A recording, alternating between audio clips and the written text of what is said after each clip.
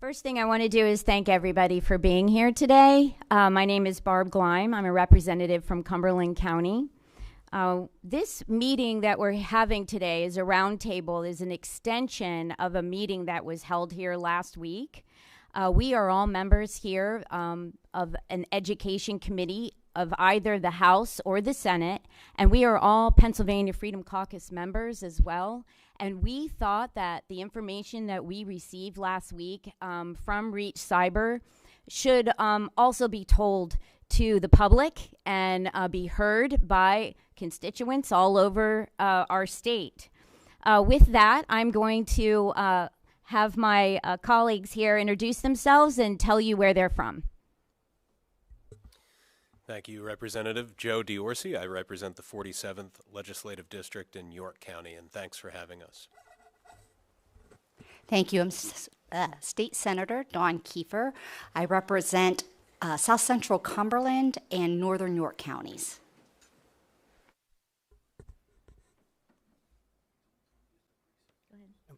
My name is Mark Anderson. I serve the 92nd District, which is Northern York County. Okay, and again, I represent portions of Cumberland County, which aren't far from here, from Middlesex all the way to the western line in Cumberland County. The first thing before we get started with our panel, our great panel today, I just want to announce or give you some quick facts and updates about cyber funding in Pennsylvania and cyber schools in general. There are 14 public cyber charter schools currently operating in Pennsylvania, and they serve approximately 65,000 students. As part of last year's state budget, public cyber charter school students with special education needs saw their funding cut by more than $100 million, and that's year over year. Public cyber charter schools already receive 20 to 25% less funding due to the current law that allows school districts to withhold funding from a cyber charter student's tuition reimbursement payment. Public cyber charter schools receive the bulk of their funding through tuition reimbursement payments from their students' home school district. These tuition reimbursement rates are based on what each school district spent per student in the previous school year. The cut to public cyber charter schools being considered this year as part of this budget is, according to the Democrats, approximately $178 million. However, some of our research has found that that number is not correct and that we could be seeing approximately a $300 million cut this year after last year's $100 million cut. And so we really want to talk about what those cuts are going to be doing to these public cyber charter schools in this roundtable here. So to get started, we are going to talk to our cyber charter students here at Reach and a parent. So we're going to start first with Caroline Carpew, who is a 12th grade student. Is that true? And just open up and tell us a little bit about yourself here at Reach. Hi, my name is Caroline Carpew, and I'm a senior at Reach. I've been attending the school for coming up on 2 years in the spring. I love the flexibility that it provides me in the variety of classes. I have a large variety of career opportunities, and I have been on a variety of field trips at the school, which is probably my favorite part. Okay, we're going to ask questions after all the panelists get a chance to introduce themselves. So, Mehraj Singh, could you please tell us what grade you're in and just a little bit about yourself? Hello, my name is Mehraj Singh, and I am in 4th grade, 5th grade math, and I have been in Reach ever since kindergarten. Okay, thank you for that. And then Sevraj, is that right? Sevraj Singh, could you tell us a little about yourself? Hi, my name is Savraj Singh. I'm in 7th grade and taking middle school algebra, and I really like Reach because there's a lot of different clubs and different things I can learn. And there's some interests the hydroponics club teaches you more about growing plants, and there is also a lot of in-person field trips, like the Pi Day field trip where we do some math-related activities. So I really like those. It sounds like you like math. Okay. And also, we have Brandy Carpio, Yes. right, who's a parent. Yes, I'm the mother of Caroline Carpue there on the other end. Caroline has been here for 2 years. She started in 9th grade. She's now a 12th grader, and the math on that is correct because she has accelerated a year. So she'll be graduating this year at the age of 16, so we're very proud of that. I'm happy to be here. Thank you. Thank you all for being here. We're just going to open it up for questions for the panelists. Go ahead, Senator Kiefer. Sure. So, Caroline, you said you began here at Reach Cyber in 9th grade. What prompted you to, what school district were you coming from? So and what prompted the change? I am from Palmyra, Pennsylvania. So I was in that school from, I think, first grade up until freshman year. When COVID hit, I did a little bit of online school, but that was through that district. So I knew that I wanted to do online now, and I knew that I was capable of doing it when it came up it came up in conversation. So in freshman year, I had some issues of my own that I felt like the school that I was currently attending, Palmyra, was just not accommodating whatsoever. I was not really given any access to any support. I felt like my family wasn't really given that, along with so many other families at that school. I'm not the only student that has gone online. I have, in the past, I've kind of introduced my friends to Reach. I've gotten a couple people to come here as well. But along with the other cyber schools in this area, I do have a lot of other friends that do attend them because of the public school system being awful, to say the least. So that's kind of why I came to Reach, is because public school was just really not cutting it for me. And when I was trying to speak up and, say stuff about it, no one was really listening. Whereas at Reach, I feel like, I could say that I don't like a class and they would take me out of it, you know what I mean? Or they would, try to find ways to help me like the class. It's just immediately accommodating, so all around nice people at Reach, which is so different from what I had at Palmyra and public school in general. And so obviously you don't feel isolated doing the cyber program. No, not at all, but okay. I'm doing pretty good here. Thank you. Mm-hmm.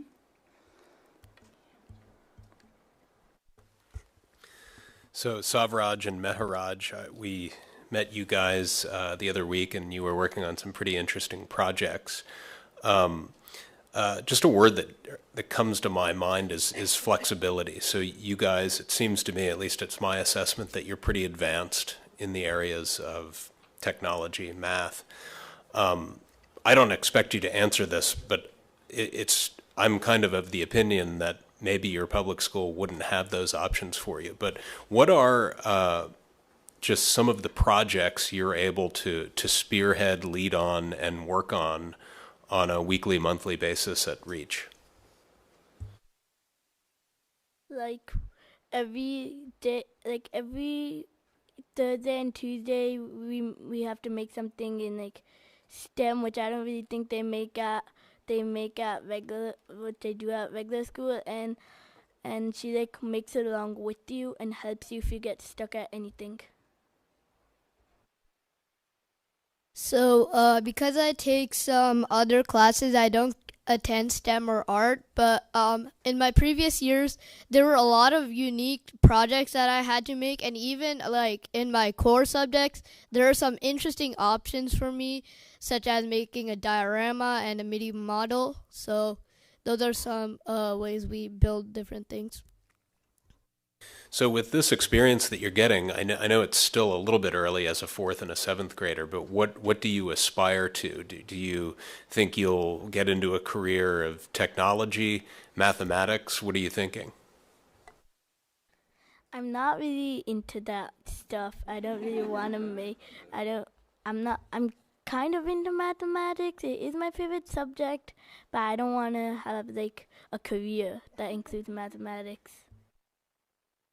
So, I'm planning to be a cardiologist like my dad, and I do like math, and I'm really good at like some specific technological things.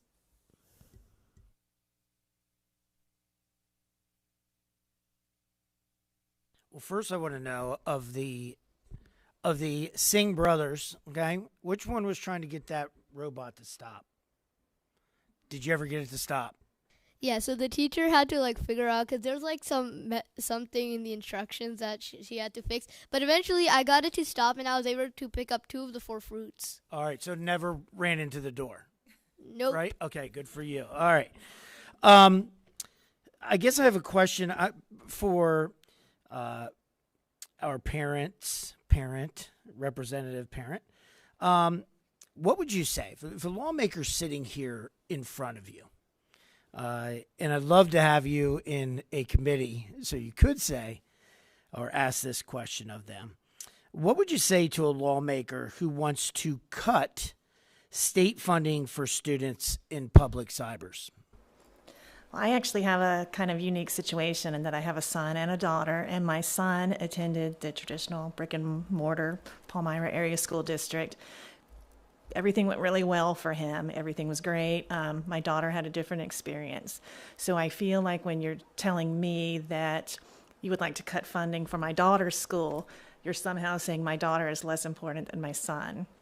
And because my daughter has had these issues and problems and, difficulties in the school district, that she should somehow be treated different than what my son was treated. And it's not a good message to send to any child, least of all, a young female who's growing up, but she's just as important as any other child out there. As a follow-up to that, Caroline, specifically with things that you were struggling with or your needs weren't being adequately met in your brick and mortar public school, how did that change when you got here? What supports did you have from the school itself? Yeah, so when I was at Palmyra, a lot of the counselors that were in place were more there for like scheduling. If I were to come to them and say that I was having a bad day, it was kind of just like, okay, well, you can sit down here for 5 minutes. Here's a glass of water, get back to class when you're ready. Whereas at Reach, I feel like I could come to pretty much not even just like a school counselor, I could come to a teacher and ask for advice. And it doesn't even have to be school related, but they are immediately there and trying to figure it out for me.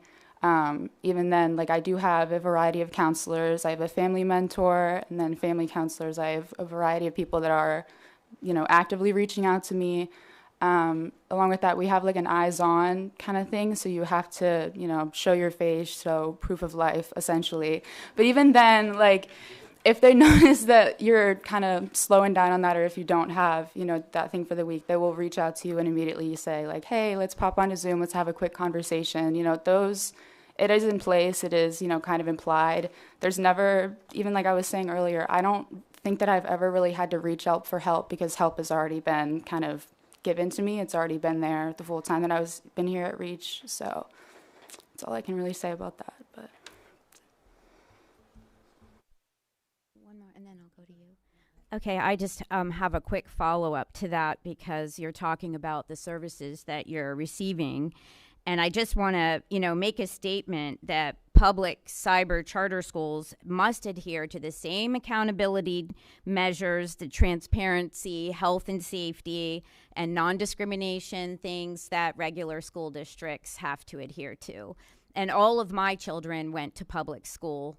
However, I actually did help start a brick and mortar charter school at the Capital Area School of the Arts. When the art wasn't enough, for that particular student, then they wanted to end up going to an art school, right?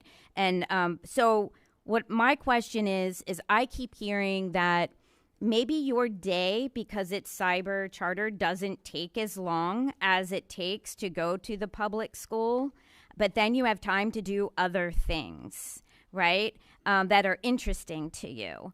So could you just give us a little bit of an idea of what your cyber day looks like and then the rest of your day and what it looks like? Yeah, so on a special day, we do have field trip opportunities. Last October, I went to Eastern State Penitentiary. It was like this haunted prison attraction thing. I went there. But that was one of my favorite ones, but there's a lot of options. There's a lot of career opportunities here. I know we have like a veterinary science program, and I believe we have like a culinary program, if I'm not mistaken. We have like a lot of things like that. I do work part-time, so with having that flexibility in school, I'm also able to work and get that aside. I believe there are options for like internship kind of programs here, so there are a lot of different things that you can do outside of school. With that, I do hang out with my friends that I was friends with at Palmyra. I do still have those relationships, but even then, I have met a couple people at Reach. I haven't seen any of them in person, but I do still talk to a lot of the students here. I talk to my teachers outside of school. With that, like you said earlier, I do have a large amount of time to do homework. I think whereas a lot of students in public school, it's kind of like you're at school and then you have the homework that you do after school, after sports and whatnot. I'm able to get my homework and all of my studies done within that school period. I'm never like sitting at home at 9 p.m., trying to cram my homework, which if I am, that's, my own volition because I'm choosing to, but it's never because it's like forced out of me. It's, my schedule is very open. I have a lot of room to get the things done that I need to. What's fourth grade like? Do you get all your work done within a couple hours?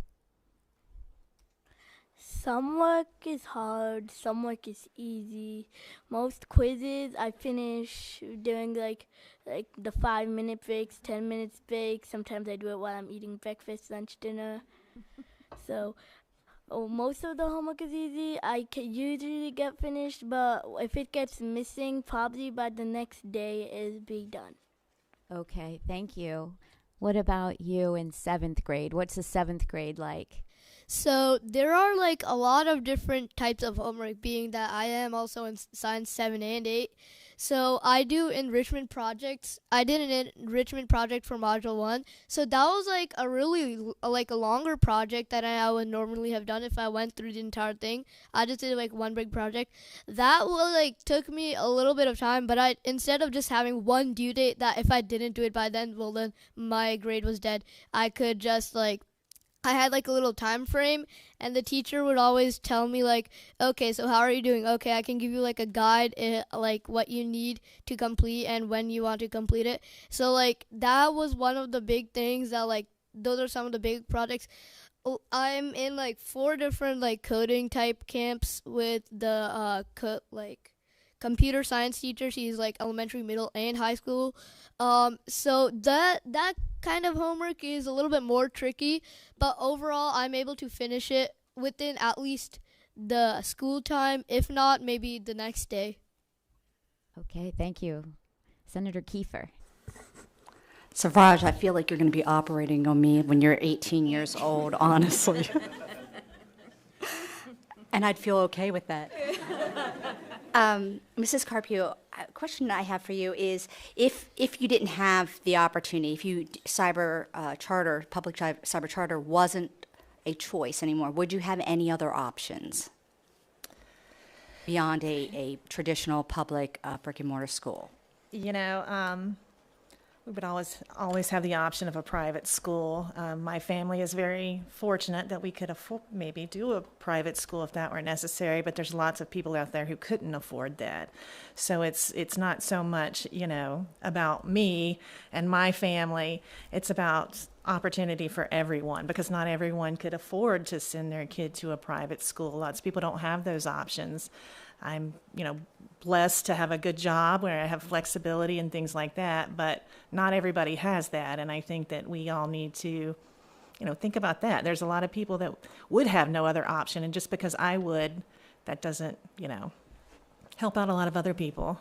Right. I, as a mom of 3, my children have done Catholic school and then did public school, so they have the mixed bag. And we have EITC, so we have a lot of students that wouldn't be able to afford it if we didn't have the EITC. But Right. we have to turn students away. We get capped on that every year, so we can't even take everybody we possibly could because we just don't have enough EITC funding. So yeah, I personally witnessed those families that just could not. That's not an option for them. Yeah, and she would have the option of going back to her brick and mortar, but I wouldn't want to do that to her. We gave the brick and mortar a chance, begged them for to help in several circumstances. If I had to send her back to the brick and mortar, I can't imagine what that would do. Bringing her here has rescued our family in so many ways. We were having so many issues, and I don't think people really understand that, when you go to the local district school, the kids can have 10 days, and after 10 days, they're going to turn them in or whatever and try to truancy and stuff like that. And, it's hard sometimes when you have kids that maybe have health problems or something like that, they need this time off. And, just the flexibility that it's given us has just been amazing. And I don't know what we would have done. We wouldn't be here. She wouldn't be accelerating. She wouldn't be a year ahead. She wouldn't be graduating at 16 years old without REACH. Right. Our education's not one size fits all. So all three of my Exactly. children are different. If we don't start meeting these students where they are, we're going to lose an entire 100%. generation. Thank you. Thank you. Thank you. Follow up for you, Brandy. So we hear there's a lot of messaging out there justifying this idea that cybers should be cut, further regulated, etc. One of the things we hear is that the cyber atmosphere diminishes opportunity and it limits students. I'm hearing from 3 students here that are excelling. I don't know if that would be the case. Caroline, you're graduating at 16. The Singh brothers, you're way ahead of where you would be in your course of study at your brick and mortar public school, I would assess. Can you just speak to that? I mean, there's probably instances that might be the case, but the testimony that I've heard, not just today, but at large, speaks to an excellence and a flexibility that we're allowing students with this option. Yeah, 100%. She's able to get all of her schoolwork done by lunch every day. And like she said, she does have a job. I'm very proud. She's a lifeguard. So she's able to go and work. And, that's a little bit of public service too, being a lifeguard. But she's able to do that. She still hangs out with her friends. She reads books. She plays with our dogs. I mean, she's doing everything, that other kids her age do, except she's not going into a building every day. She's having her lunch at home at our table, and she's, not having miscellaneous periods to do weird different things. She's able to do the work. She picks the classes that she likes, and she's excelling at them. She's able to do that, and she's able to, have a full social schedule. She's able to get to doctor's appointments. She's able to pretty much anything that she needs to do. We're able to make it work with that flexibility.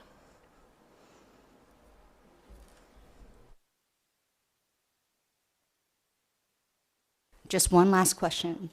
If you could tell your state lawmakers one thing that would make this better for you, what would that be? Can you start, Savraj? Sorry. So there are so many good things about REACH. I don't think there's one single thing that I could tell that's okay, this is what's good about REACH. Their flexibility is really good, and you don't have to miss school because you can, like he said, you can go take your laptop and you can literally just go on vacation. One time we were in Florida and then we were doing our school and homework there, and then we would go out on the beach. And that helps so you don't miss anything, and you're oh, what are they talking about? Cuz you can remember, you learn as you're at different places.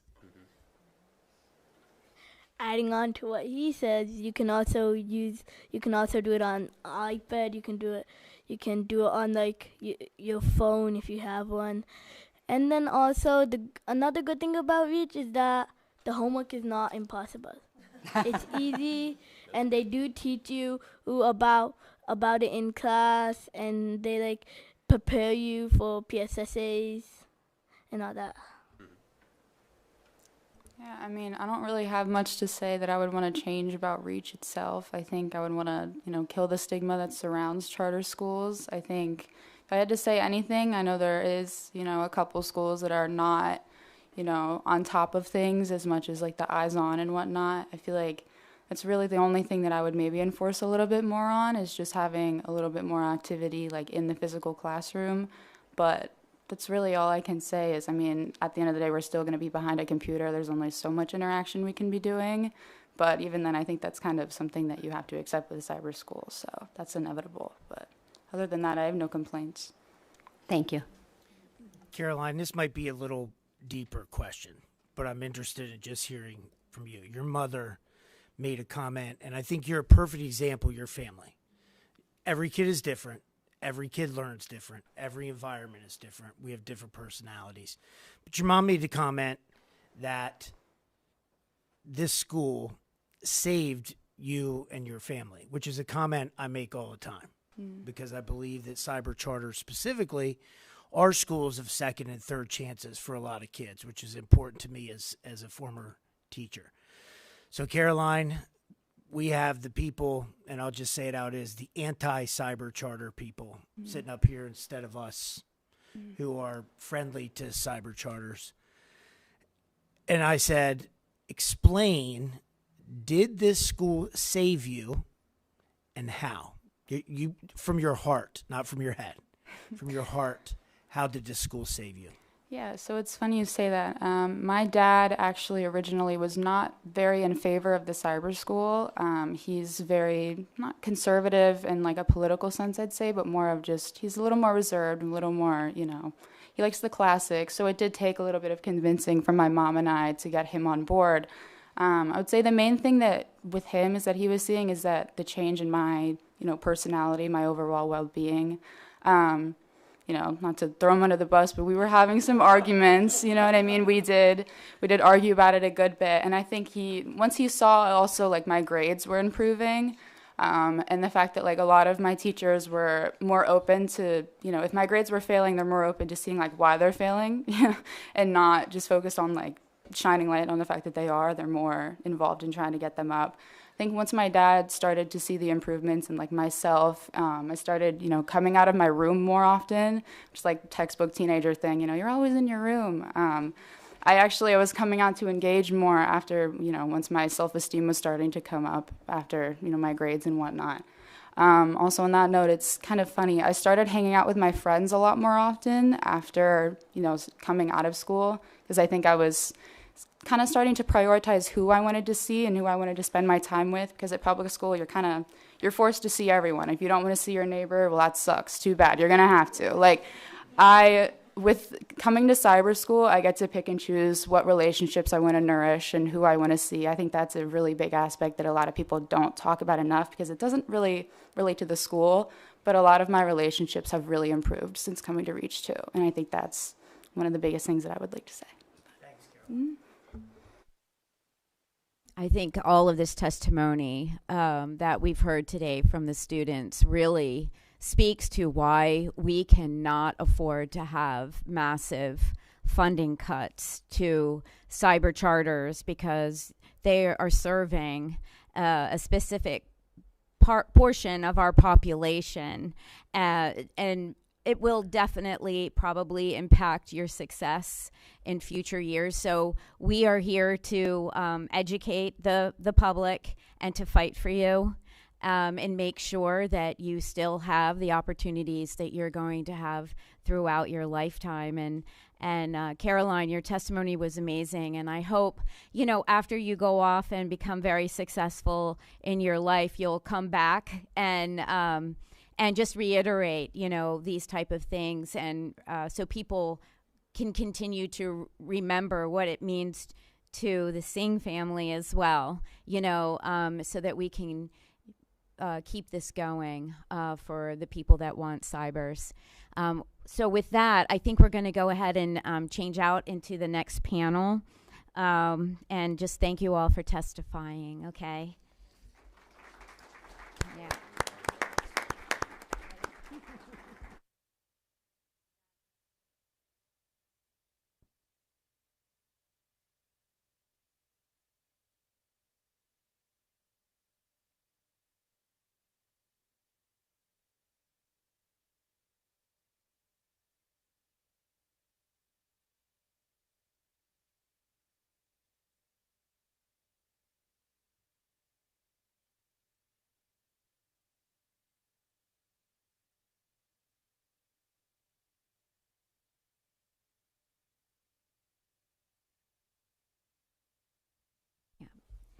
Okay, thank you for being here today. This is the panel two are the cyber charter school teachers, and we have probably more questions for you than we did for the last panel, but we're going to keep it, on time and rolling here. So if we'll just start with Miss Melanie Boleski. Yes. Okay. And just introduce yourself and tell us what you do. Sure. So my name is Melanie Boleski. I teach 7th grade science, and I have been with REACH for 5 years. Before that, I was at a brick and mortar charter in Philly.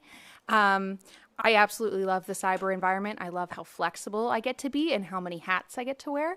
I get to teach kids twice a day and work with them in a kind of traditional classroom environment.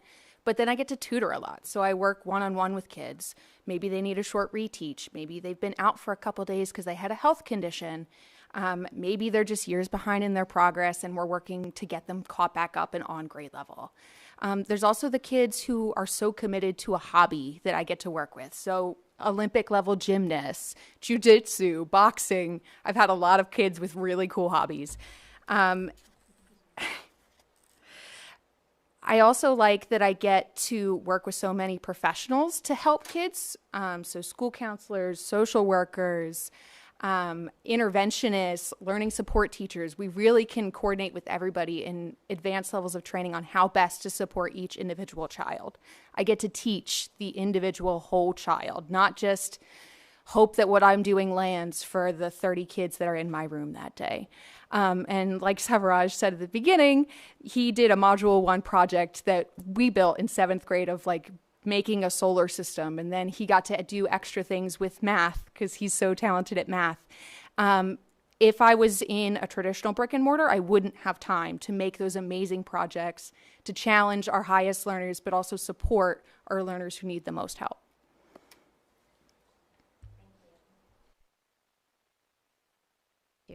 Thank you for that testimony. And we have now Miss Amber Gleim, and you're a high school math teacher? Okay. I did prepare a statement, if I may. So my name is Amber Gleim. I've been a teacher for 15 years, and this is my 9th year in cyber, and actually my 9th year at REACH, so my first cyber school, and I'm not leaving. So prior to coming to REACH, I was in a district that changed the initiatives every year, and they lost sight of student-driven focus. So we would have after-school programs one year, those programs were successful, and then we'd change it up the following year, and the program was no longer there. So I knew it was time for a change for myself and my talents. When I first came to REACH, I taught regular old high school algebra, where most of my students were taking algebra for the first time. I met with students in our online classroom. We had interactive lessons, awesome projects. Everything seemed to be going great. Unfortunately, even with supports in place, not all students were successful in earning credit. As the school years progressed, our awesome data team saw a need to offer remediation and recovery for these students that not only at REACH may not have been successful in those classes, but the students coming into REACH that were credit deficient. The credit recovery program was born, and so was my new position as the high school credit recovery math teacher, a large task, I must say. I work closely with a team of several other credit recovery content teachers, where we meet weekly to discuss successes and challenges along with insight about our shared students. And although the credit recovery coursework itself is asynchronous and laid out so that the students can progress at their own pace, they have access to an invaluable resource. Their teachers. We're able to meet with them at any time of day, and we're teachers that look at them individually, looking at what their needs are. No two students are the same in credit recovery. Daily, I'm working with my students, making those connections, working through think alouds, and rebuilding that math confidence that was once lost. All while my students can make that credit back and earn towards graduation. By no means is it an easy task to get all of my students to meet with me, let alone answer a phone call or a text. They're teenagers. But that doesn't stop us from trying at REACH. Here we have several layers of support for our students that can assist us in making those initial connections. And sometimes there's barriers outside of our control. Some of our students have jobs and even work full-time. I have several students this year that have taken up DoorDash driving. I also have students with medical conditions that make it hard for them to meet with us during the day. And some students even play caregiver in their home. One of my first students in credit recovery, Love, she was caring for her young son with special needs. She'd often have aides come to the house and work with him. But her mother was also bedbound. Love wanted to be the first in her family to graduate. She's already been to several high schools. Reach was her final stop. It felt like an uphill battle. She was behind in all of her classes and hadn't even touched my course. It was her special education case manager that during an engagement meeting set in place for Love to meet with me regularly. That connection was made. I stayed in touch with Love nearly every day, even on the weekends. Even after she completed my course, and my virtual classroom was always open to her for the next 3 years until she reached that goal of earning her diploma. I have students like Josh, who had suffered an unexpected medical crisis, a herniated disc at the family auto body shop while moving 2 tires at once, testing his limits. But unfortunately, he fell behind in his classes by October. 4 credits left, but he was done mentally. Thankfully, his family mentor was able to get him set up with me to meet in the evening when his pain was at the lowest. We got him through. He met the requirements and graduated. And then there are students like Amani, who in her mind should have graduated 2 years ago. She was already working. She was a home health aide, taking people to the grocery store, picking up after them. She didn't need her diploma. But we got creative. We used her iPhone. We met in Zoom, and we got it done. We met in the evenings and on Sundays, and we got her that diploma. I still have the picture from her and her mom at the Bryce Jordan Center when they graduated. She made that trip from Philly up to State College. And finally, last year, during that final week for the seniors, 6 in the evening, I had 4 students working in breakout rooms on various courses. I was bouncing back and forth, thought my head was going to fall off. They completed it. They met all their credits. They graduated. And it was then I realized my role was expanding. Our CEO, Jane, was receptive during our CEO advisory committee meetings and encouraged me to push forward to pilot this new after-school study hall program this year with the guidance of our high school principal, Cody. Again, there was a need, and out of this need came another program to serve our students that may have barriers that are preventing them from being successful.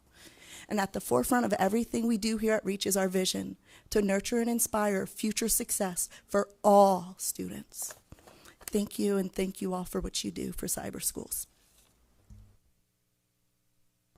Wow. That's all I can say after that is that was amazing testimony. And I'm sorry, I am a legislator, so one of the first things that came into my head as you were testifying was you're everything. Right? You're the teacher, you're the tutor, you're the counselor, you're the after school special, you're the study hall person, like you're everything. And just imagine how much money you're saving the state of Pennsylvania by doing all of that, because, we have legislation that we passed to pay for, this tutoring program, that special tutoring, and you're already doing it here at the cyber school, so you're not going to be impacting that in any way. But thank you for all that you are doing, and we're probably going to have some technical questions to ask you, but we're also going to have, the feel-good questions too.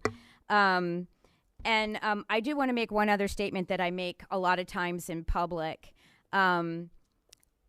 One thing I always say is it's not how smart the student is, okay?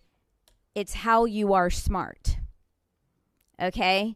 And why that resonates with me so much is that we're a country of the United States that educates everybody, okay? Some countries don't do that.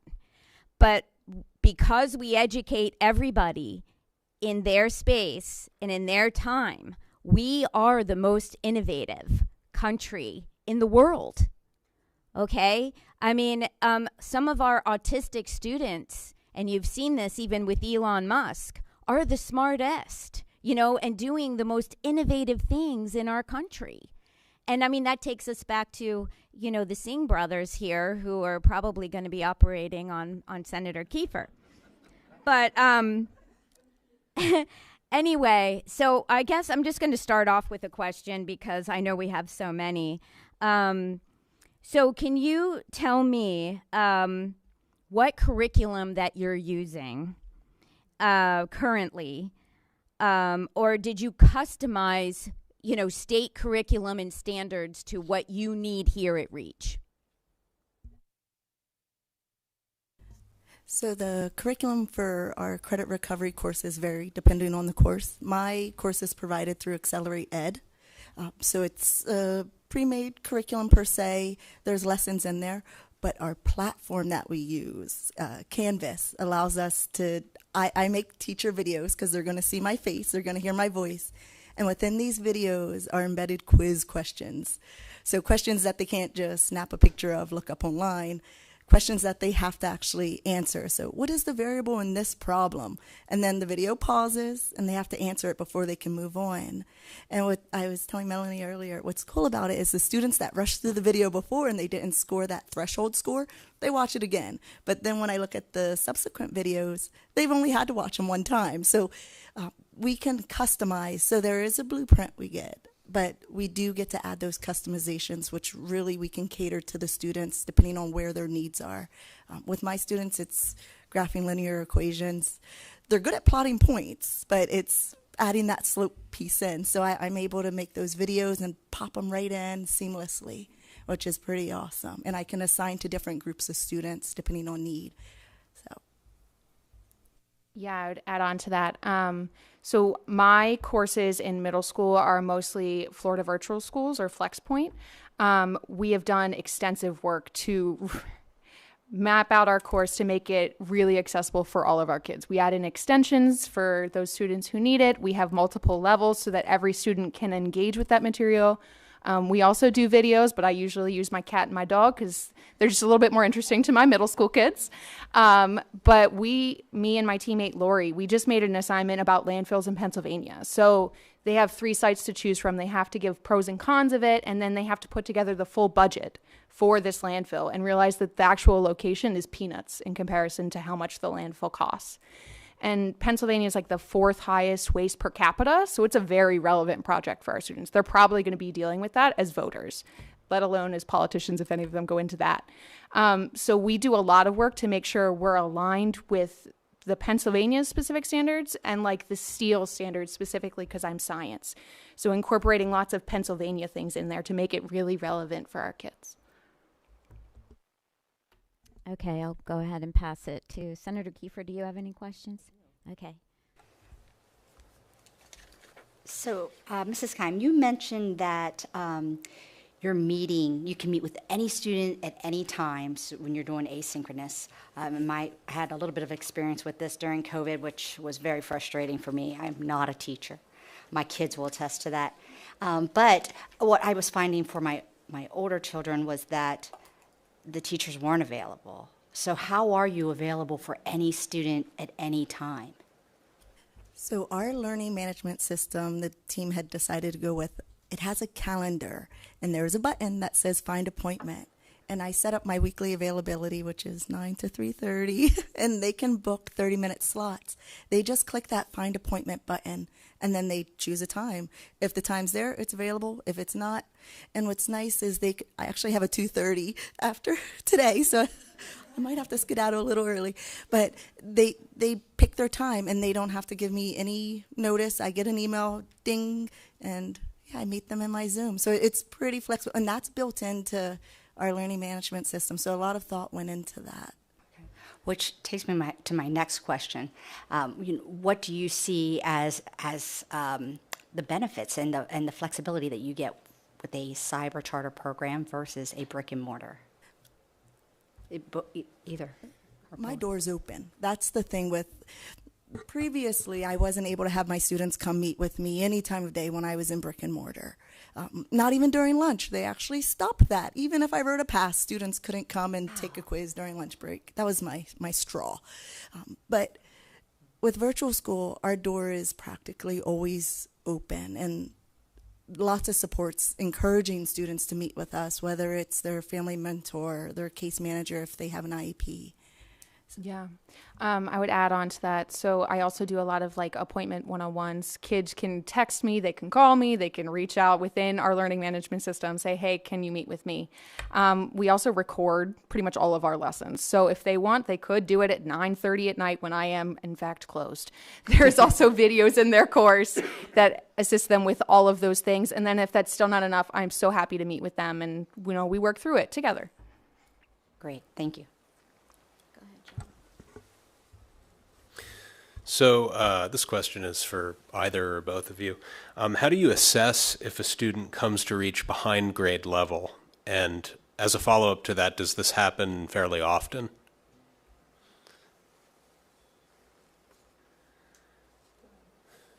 For me, I want to say that's probably 95% of my students since I'm credit recovery. And unfortunately, we do have a lot of shared students amongst the credit recovery team. We've noticed that English and math somehow go hand in hand along with biology. So we sometimes get kids in that will need 3 credit recovery courses throughout that year to get them back on track. But as far as assessing where they're at, because sometimes that grade doesn't always tell the truth, we have graphs built into that learning management system. So when they do take a quiz or a test, it shows averages. It can show I have pre-tests in my course, so I can see student growth that way.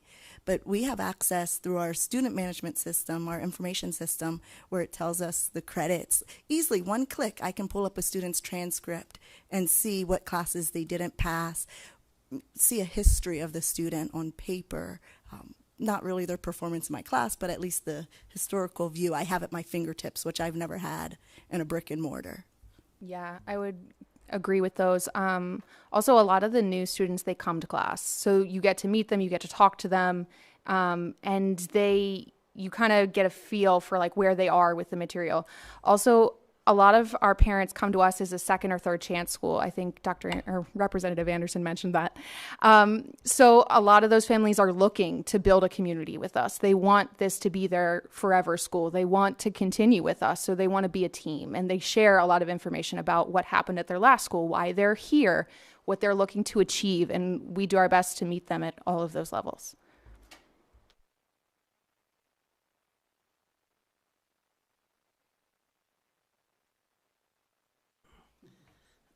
Sorry, you're my people. So I have a lot of questions. We'll try and limit it. Barb, you could, okay, if I get too wordy. I'm interested in your perspective as far as your everyday job here. When I taught, I had 150 students in a brick and mortar. Most of that time was class time. So I never did prep periods. My room was open all day long, before school, after school, during school. Sounds like, and please explain this if I'm right or wrong, that you have a lot of time to invest in kids beyond their math scores, which math scores are important, but you have a lot of time. So can you tell us how many students you have per day? How much time is on average instructional time, like, direct instructional time, versus checking on them, tutoring them one-on-one? So I have about 70 students on my roster. And I see probably about 30 to 40 of those every day for two 40-minute class periods. From there, it's a lot of one-on-ones during the day, a lot of reaching out. Hey, I saw you were trying with this project. How did it go? How about you, Amber? So I'm in a different scenario. With credit recovery, I want to say the majority of my students are off cohort. With most of my students at 10th grade or higher, in age range, I want to say they're 17 plus. So a handful of my students are not answering the phone before 11. And with high school, sometimes the parents will tell you, did you try so-and-so first? So the morning of my day is spent looking at my grade book. I look and see which students haven't started. They're going to get that robo-dial from me. Hey, it's Mrs. Keim. You haven't started your course. They get the text from me. So that's the beginning of my day, those students that haven't started. And then after that, around like 10 o'clock is when we start picking up steam throughout the day. Oh, yesterday I had 5 engagement meetings. A couple of them the parents showed, so that's always great when we get the parents in the meetings. Engagement meetings happen when the student hasn't done enough work. So we're trying to get them back on track to get them engaged. So it's credit recovery. I want to say a couple hours of my day in meetings discussing how we can better serve those students. And then afternoon is when it picks up. That's when I have that lunch at my desk. I don't quite get the bathroom break, so it's almost like being back in brick and mortar. So the one-on-ones do pick up after 12. Like I said, I have the one today at 2:30, and then I have a couple for this evening already. So the evening study hall, that one's separate. But my day ends at about 3:30. That's when if I had missed calls while I was in one-on-ones, I get back to them towards the end of the day. And then I just make sure that there's no students stuck on any quizzes. So with my course, they have 10 lessons, and then there's a big test. If a student isn't doing well on that test, I take a look at their quiz scores. And sometimes getting 20 questions at once, that's a lot. So the quizzes are chunked. So if that student's getting 50s consistently on a 20-question test, but on the quizzes they're scoring 70 and above with similar questions, I usually adjust that. I send out an email to the student, a text, let them know I moved you on. So throughout the day, I do that little bit of lesson customization for them. But it all depends on how many of those one-on-ones I get in and what my day looks like. This might be a more difficult question because I'm big on blunt, okay? So you guys are the best of the best because there's no administrator sitting in this crowd that would put average in front of 4 legislators. Let's just be honest. In a public brick and mortar, which you're a part of, we know that there is a wide range of teachers who are really good at what they do. They are competent and their heart is in it, and they spend more time because of contracts. You don't have to spend that much time if you don't want to. That's just the reality. I actually, at the coaxing of Barb and Joe, Barb gives me projects to do just like you guys give Reach students to do. She said, why don't you look at and research YouTube? Yeah, So one of those projects was to take a look at merit pay, because one of my biggest issues was I'm here at school 11 hours, and that guy down there is at school 6.5, and his heart really isn't even in it when he is. So I'm not asking you to answer any questions about merit pay, but I am asking you to answer honestly, even though administrators are sitting behind you. I'll tell you if they make a sour look or not. In your opinion, you both taught at brick and mortars. Are the teachers here at Reach, okay, are they here primarily, not just the two of you, their heart is in it, maybe they're more dedicated to kids in general? Do you find that to be true? The same, because we're human. There's good and bad. But compare the teacher pool at your brick and mortar, specifically your public brick and mortar, and Reach. Speaking for brick and mortar, I know there's that tenure that you may be working towards, so you're sort of stuck. But at Reach, every Monday we have our huddle. And since my day one at Reach, I look forward to that huddle. When we were smaller, we met in the boardroom, all sat around, had the little speaker and the screen up, and some teachers at home. Always stated our mission, our vision, like I said, to nurture and inspire future success for all students. It's in our heart. There's not one colleague in the 9 years that I don't believe it was in their heart. And if there was question of it, they're no longer with us. They didn't last very long because it's a special type of job. It requires a lot of us, but we want to give all of us. So for me, I want to say everyone on my team at Credit Recovery and when I was in the regular algebra group, and I don't know if you guys knew this, but we get together 3 times a year. So end of year, fabulous celebration, could be Congo lines, but we get all of us there. I'm not a big crowd person. My principal didn't quite tell me it was going to be set up like this. I thought it was going to be a small table, but albeit, I don't. But we celebrate together. And you can tell when we get together the energy. Our 2 days back to school, when I tell it feels so good to be with my team in person. And what's odd is even though I have some friends out in Pittsburgh and Erie, it doesn't feel like we're that far away. We feel connected. And I think that's what's special about the Reach family, because we're only a ping away versus in brick and mortar. I might only see my friend down the hall during lunch if we get to take lunch. So we're just a ping away from each other, and we come together for a lot of meaningful PDs on Friday where we get to share ideas and we have breakout rooms. Just the class act of it all. For me, it compared to brick and mortar, our heart's in it. I would agree. We are so much more of a community here than I was at my charter in Philadelphia. We meet regularly. I talk with my team members regularly. We share students, like we will join classes sometimes because it's beneficial. We get to have bigger conversations and their students become my students. We are always together. We're always a community and we look out for each other and each other's students. Like Amber said, those who are not interested or not in it for the right reasons, they leave quickly. This is not the place for them. Those who stay, though, they're here for the kids, and we're here to do the hard work and do our best by kids. Thank you so much. It's one of the things that's on my heart. So sharing your heart's super important to me. And for those of you that are parents here specifically, I experienced that energy at the opening day for Reach. And it was, quite frankly, the best in-service that I ever experienced in 27 years, just observing. So, ladies, thank you for what you do. Thank you for caring. We need more of you. Thank you. Thank you, Representative Anderson. I have a quick question for you pertaining to the kids. Do you, you say that 95% of your kids are in this, recovery program. Do you have a goal, like an end of year goal where you say, okay, I have 95%. I'm going to get this down to 60 or whatever. Do you have a plan or a goal that you work with the administration or with the parents or anything like that that you can talk about? Our goal is always 100%.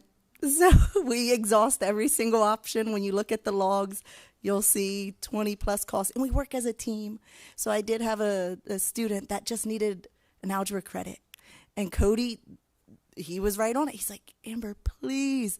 So just that team community, we can reach that 100% goal. Not maybe this year, but if we continue, we don't stop. So setting a threshold of 80%, no, it's always 100% of our goal.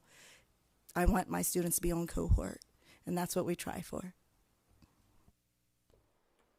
Okay, thanks. Do you have any other questions, Joe? All right. Well, we're actually on time here. So I just want to say thank you both. It was very enlightening. And hopefully we can, work with you in the future and your needs, curriculum or anything from the legislative side. And that actually is my last question. What can we as legislators do for you as cyber charter teachers? In your opinion, what can we help change, or other than the funding, because that's what we're here about today? But is there anything else that that comes to mind for you? For me, it's always been that educator effectiveness idea. Rather than looking at proficiency as the goal, student growth.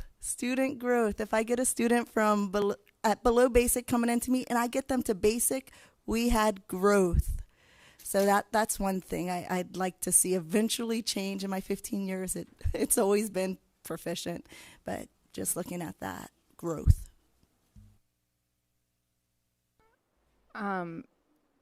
I'd love to see more continued legislature around like their Eyes On initiative of we have to see kids once every 7 days. It's a huge impact on our kids and our learning and making sure kids check in and making sure we see them, make sure they're okay. It's a great thing. It's a large lift for us as a school, but I am 100% about it, and I think everyone here at Reach agrees. It was a meaningful task. It's 100% crucial to what we do. So we would love to continue seeing things like that. Okay, thank you. We're going to swap out to the next panel, but thank you very much for being here. Yep. Well,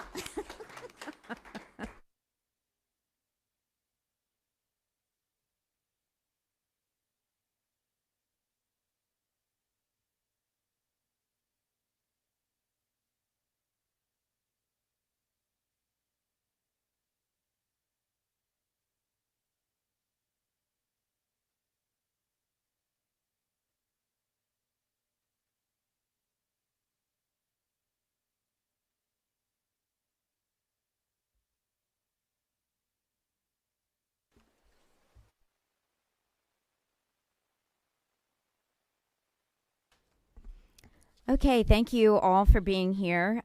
This is panel 3, which are the school choice stakeholders, and I just want to say thank you to all 3 of you in such short notice for being here today. So the first on the panel is Sharon Sedler, and I'll just have you introduce yourself and go ahead with your testimony today, and then we'll just go down and hold our questions until everybody's done. Thanks. Thank you so much. My name is Sharon Sedler, and I'm founder of Pennsylvania Families for Education Choice. And my apologies for reading. I scrapped this last night and started fresh. Every day, I speak with families struggling to find the best education option for their child. I hear from thousands every year. Every child, every family is unique, and every single education option at our disposal is critical. So I want you to imagine, and I'm sure you've been in these situations, but I want you to imagine or think back again to a parent watching your child fall apart, lose their love of learning and life, because the system meant to educate them has failed. This is personal to me. That's why I'm an advocate. Now I want you to imagine finding a lifeline, a school that actually listens, adapts, and gives you back your child. That's what cyber charter schools do for 65,000 Pennsylvania students and their families. Personally, my children have utilized various options. Like you said, different kids, different needs, including district cyber programming, because it was the right one for them at the time. Over the years of gifted education, post-concussion syndrome, COVID, 3 of my children were cyber charter graduates. I have 6. 2 were district, 3 cyber charter graduates, and are now very successful college students, taking 20 to 30 college credits with them when they graduated from cyber charter. And then there's Virginia, my youngest, now 15, a child so terrified of her teacher that she couldn't walk into the school building. SAPs failed. The district failed. The district was more concerned about how her being switched to another classroom would look for the teacher. Everyone will want to do it. Meanwhile, I had a 7-year-old literally consumed by fear. Her only comfort, a locket with a folded up picture that she had on yarn that she kept us close to her heart, and that was her comfort for the day. For 7 months, she endured. Cyber Charter gave her a safe space to learn, grow, and heal, and today she's ready to take on the world. It's a little scary. Every year, every single year, families like ours live in fear. Fear that this refuge will be dismantled, cut, or taken away from our children. In some cases, by those districts that are advocating for that change, the ones who arguably, in many cases, harmed them in the first place. Many of these students come from what I would call torturous conditions, like my daughter, and cyber charters have liberated these children. That's why we have to fight back against this attack, and it is an attack, and families feel it, and they know it. Most people don't realize that the typical family waits 3 to 5 years before they move to a cyber charter program. They have exhausted all options, and they resort to it because nothing else worked. And you all have a packet. I gave you homework, Representative Anderson. You all have a packet of stories, some of which I gathered over the course of just the past 4 days, some of which are stories that I've brought to light over the past few years in my advocacy. And they're filled with stories of families who have lived this. They are voices that deserve to be heard, despite efforts to quiet them or not include them in the discussion. Cyber charter schools are not a luxury, they are a lifeline. And to say that these children are worth or deserve less is an outright insult to these families, their stories, and what they have been through. Every year, another chip is made against this consistently critical option. It's another door slammed in the face of a child who needs it. Every cyber charter that closes, which with these proposals is definitely a possibility, I would say a probability for many, is a step away from options and a step towards forcing these children back into the district system, one that in many cases caused that harm in the first place. It's not an oversight that students and families haven't been able to speak out formally. It's not a mistake that funding's being cut at the same time enrollment caps are being demanded in charter renewal. It's not coincidence that the harmful measures discussed in legislation that will harm cyber charters are presented without a committee, without a commission, without discussion, without true research, without stakeholder input. It's an effort to short-circuit cyber charter, diminish parent agency, and force these kids control over them and money back under one solitary provider. Cyber charter is not expendable, nor are these children. So today, I thank you all for being here to stand with parents and with our children, standing up for options, for hearing from us, from listening to us, and allowing us to speak publicly to tell our stories. Every child deserves an education that works for them, not against them. Together, we can ensure that these children continue to have this important option, cyber charter, that does literally save children's lives, just like my own daughter. Thank you. Thank you, Sharon. And next we'll hear from Rachel from Commonwealth. Thanks. Hi, good afternoon. My name is Rachel Langen. I am the Senior Education Policy Analyst at the Commonwealth Foundation. Thank you for inviting me to speak on this important topic. The Commonwealth Foundation advances student-centered policy solutions that empower families and improve outcomes for all Pennsylvania students. We believe that Pennsylvania's educational policies should prioritize fairness, transparency, accountability, and opportunity. Thank you for the invitation to testify, and my thanks to the rest of the committee for attention on this issue. I will be highlighting a few key facts that lawmakers should know going into a discussion on public cyber charter schools. Public cyber charter school enrollment has been growing even as school district enrollment is shrinking. Cyber schools serve Pennsylvania's most vulnerable students. Public cyber charter schools already receive significantly less per student than district schools, including no dedicated funding for buildings or facilities. Funding for special needs cyber students was cut just last year. The Commonwealth Foundation's goal, which is derived from the conclusion the Commonwealth Court ruling on school funding, is to ensure that every child has access to a high-quality education that fits their needs.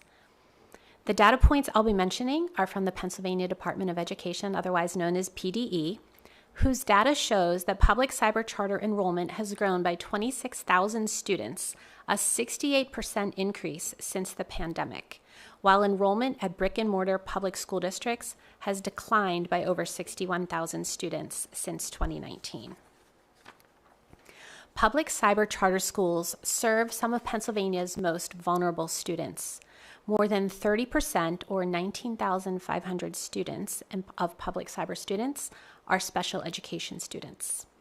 2,300 public cyber charter students are English language learners. More than 2,500, or 4.25%, of all public cyber charter students are homeless.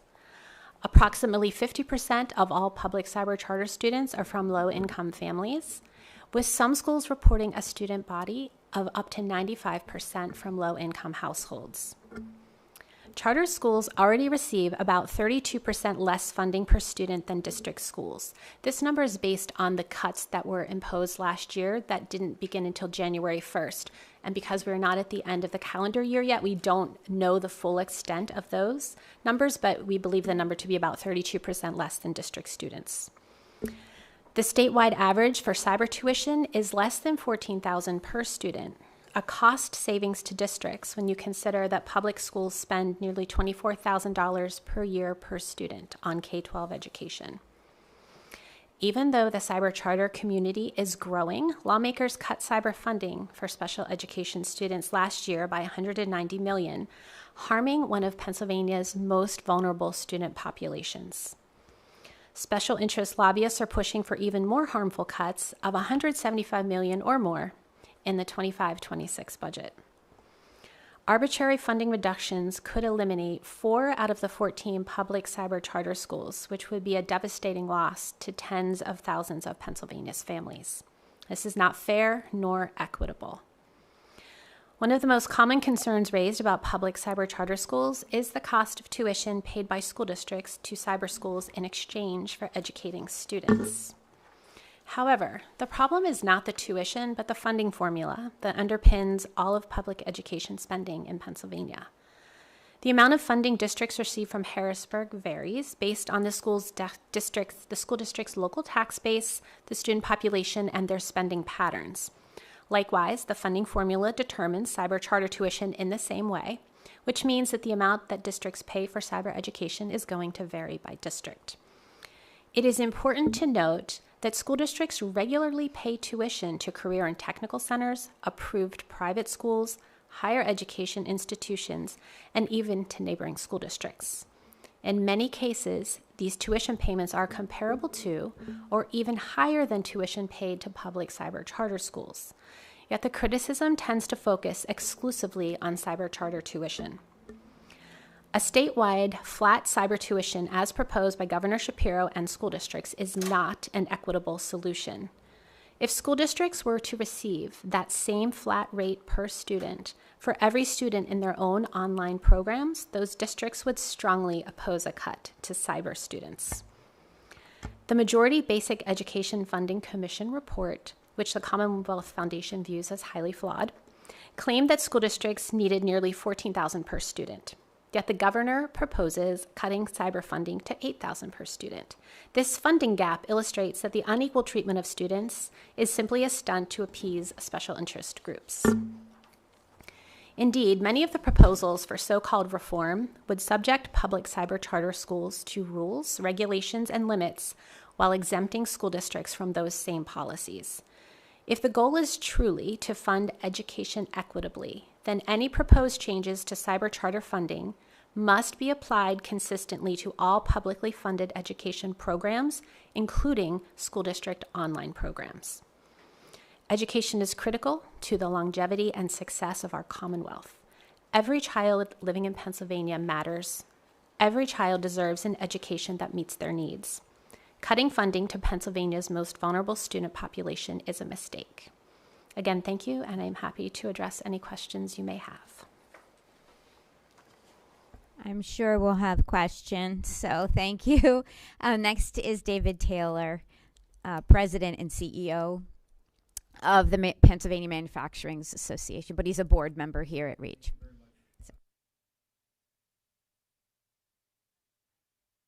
Thank you very much. Sorry about that. Yes, thank you very much, Representative Gleim, and thank you to the lawmakers for being here today. You know me in my other capacity, my professional capacity with the Pennsylvania Manufacturers Association, but I am the volunteer school board chairman here at Reach Cyber Charter School.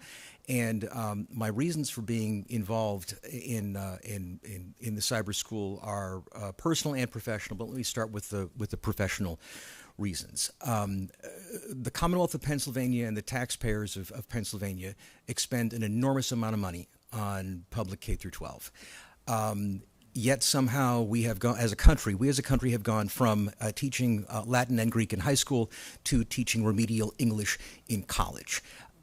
We need our education system to be rigorous and challenging and meaningful, and to prepare our young people for success in life, including success in the workplace. And so from the employer viewpoint, we need an effective K through 12 education system to be the foundation of our workforce development system.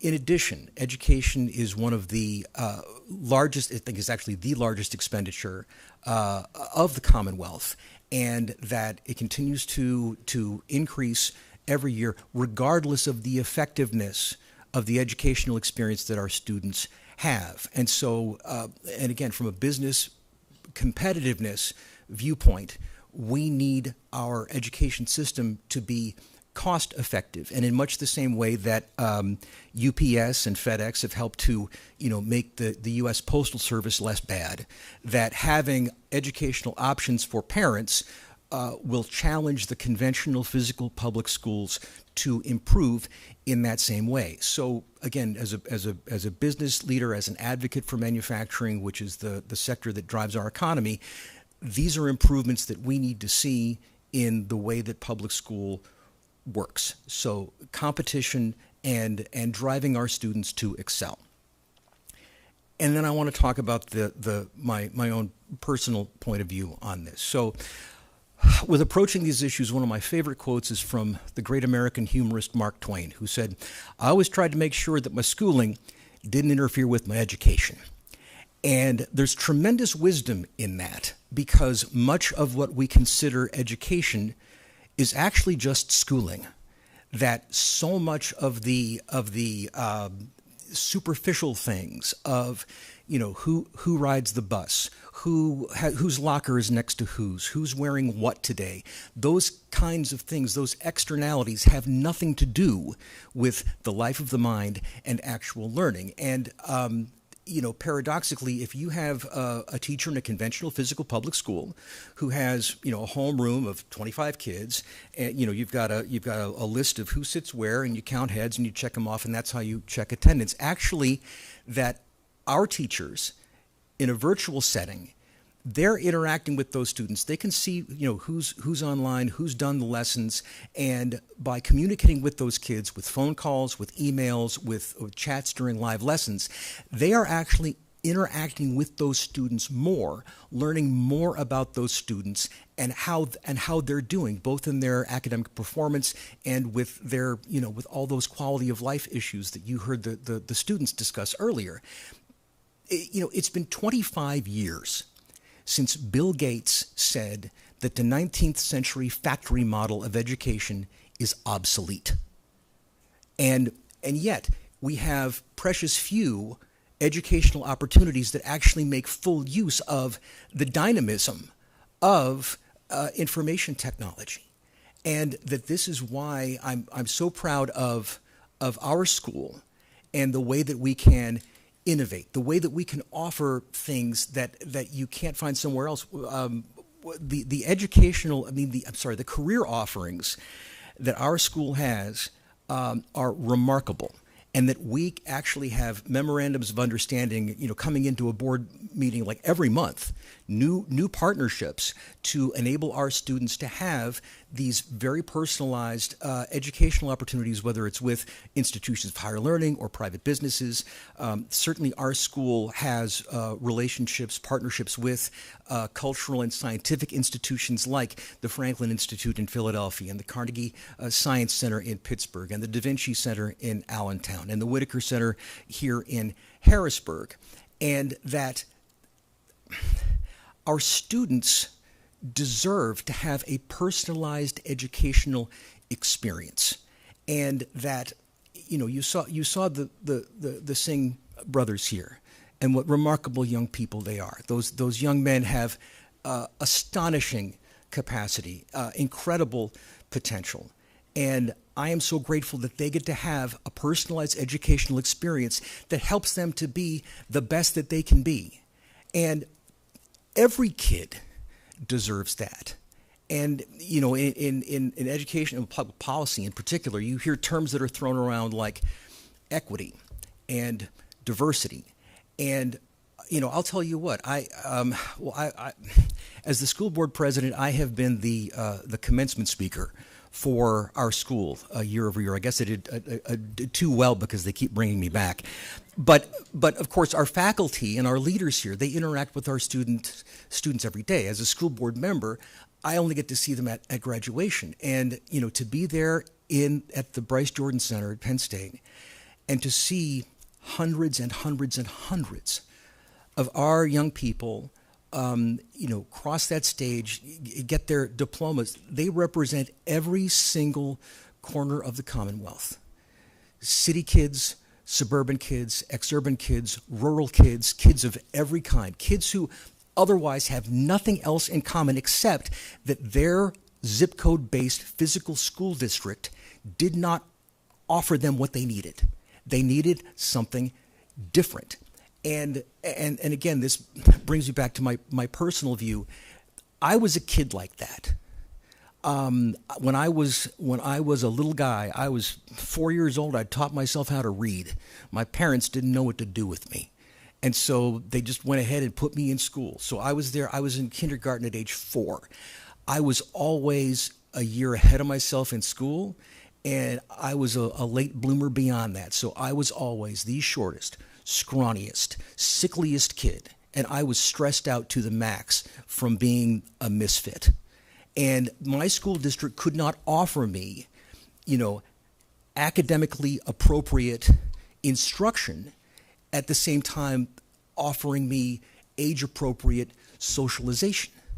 And we don't have to live in that world anymore. The kids don't have to suffer. Their educational experience doesn't have to be joyless. We can meet their needs, and you know, in the course of this experience, working with Reach and our young people, that our society needs each one of our young people to reach the fullness of the potential that God gave them. And that for too long, the 19th century factory model just processes kids through, and, you know, and if you can, you know, jump over a hurdle yay high, okay, fine, you're good, go have study hall for the rest of the year, and we'll focus on the kids who need more intensive help. Well, that we are sacrificing the potential of those kids by not giving them an environment where they can excel. You want equity. Equity means equality of outcome, as the term has been used in politics. Well, this is the only way that you get equity, is to give each kid what that kid needs. And the only way you do that is through personalized instruction, which is exactly what this model provides. And so there's a tremendous opportunity for all of us if we're willing to embrace innovation and change and competition to help our schools to be better, to do better, to come through for our kids.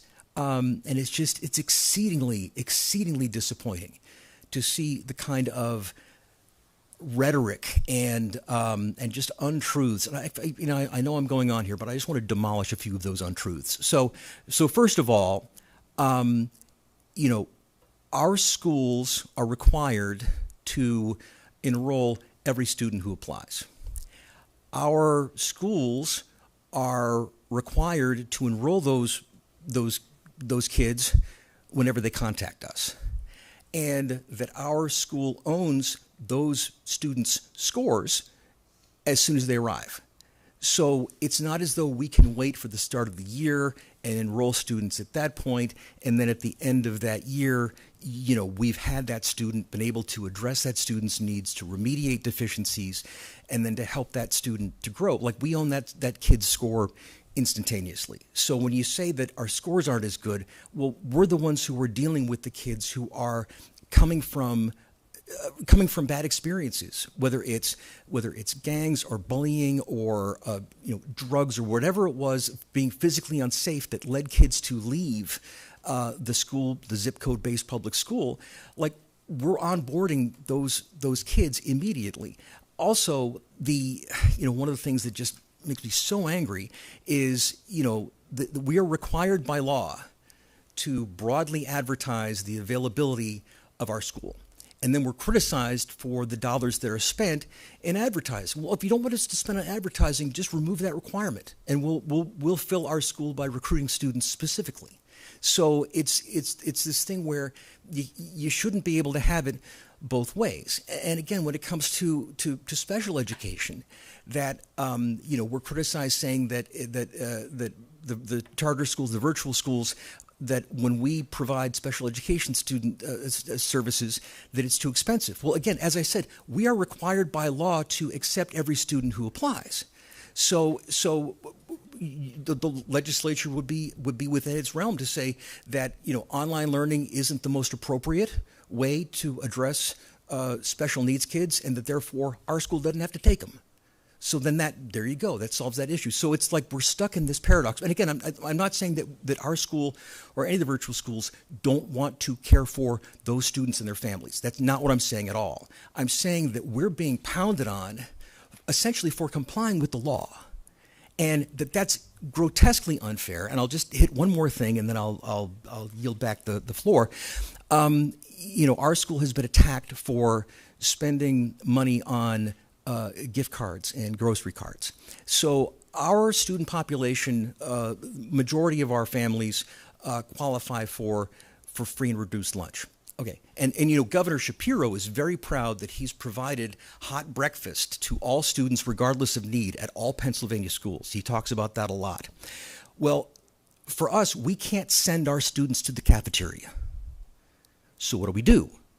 We send grocery cards and small dollar Walmart cards, so that those families can have food, so that those families can get school supplies beyond just the computers and the connectivity and the textbooks and all those things that we provide as part of our schooling. And so this is why we do what we do. There are good reasons to do what we do, and none of this is frivolous. And again, it's a deeply dishonest conversation that's going on, and it's occurring at the expense of the kind of kids who need this kind of school. Like, what do you do with a kid who has immunodeficiency? What do you do for that kid? I know a cyber school mom whose son had spina bifida. Bright kid of great potential, but he can't sit in the chair at school all day. What do you do for him? Like, again, we have the means, we have the technology, we have the people who want to do this work as educators and as school leaders to help our kids. Let us do it. And everlasting shame upon the people who are trying to defund these kids and their families and the people who need this so very much. Thank you, Mr. Taylor. We are here today because we want to meet every student's needs. And we have some members of the legislature that want to keep us from doing that by cutting funding for cyber charters. I'm going to yield my questions because I know that Representative Dorsey is probably chomping at the bit. So we're going to let him start off with the questions. Thank you, Representative Gleim, and thanks for the testimony. I don't think it's any mystery that the representatives who sit up here are school choice advocates. I'm the author of the Universal School Choice Bill in the Commonwealth. Each of my colleagues here have spent countless hours on this topic because we care about it deeply. But just to list a few reasons, everyone in the room probably knows this, but school choice is effective. I think the glimmering example that comes to my mind is Florida, who's very quickly, with their universal school choice model, elevated to #1 in the country. And with that, studies show that public school outcomes have improved as well, which is a very important fact. School choice also has the ability to save tax dollars, and it also provides a lifeline for kids who would otherwise be left behind. But my question here is, I've spent some time trying to understand our younger generations, and you bring up the factory model and how it's no longer effective, and it hasn't been for some time. Generation Z and the generation that follows them, Gen Alpha, they need the opportunity to explore. They need project-based learning models.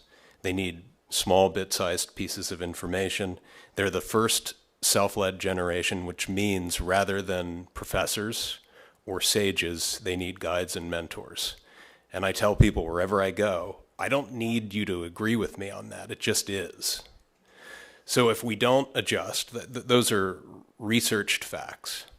If we don't adjust, we risk losing a generation. And I think confining these a la carte generations to one rigid system is actually counterintuitive. So my question for each of you, if we fail to adapt, what does that mean, David, for the manufacturing world, the K through 12 students in our Commonwealth, Rachel, and for Sharon, the students that you advocate for with your organization?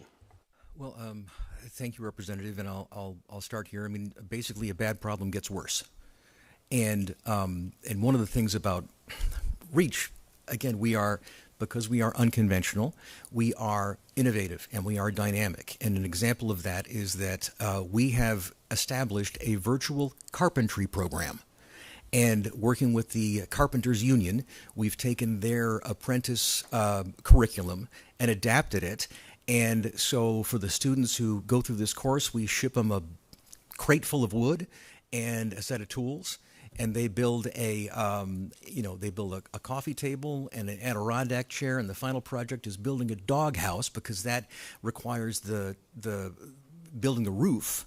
And so this is a way that we have been able to use information technology to virtualize instruction for one of the skilled trades.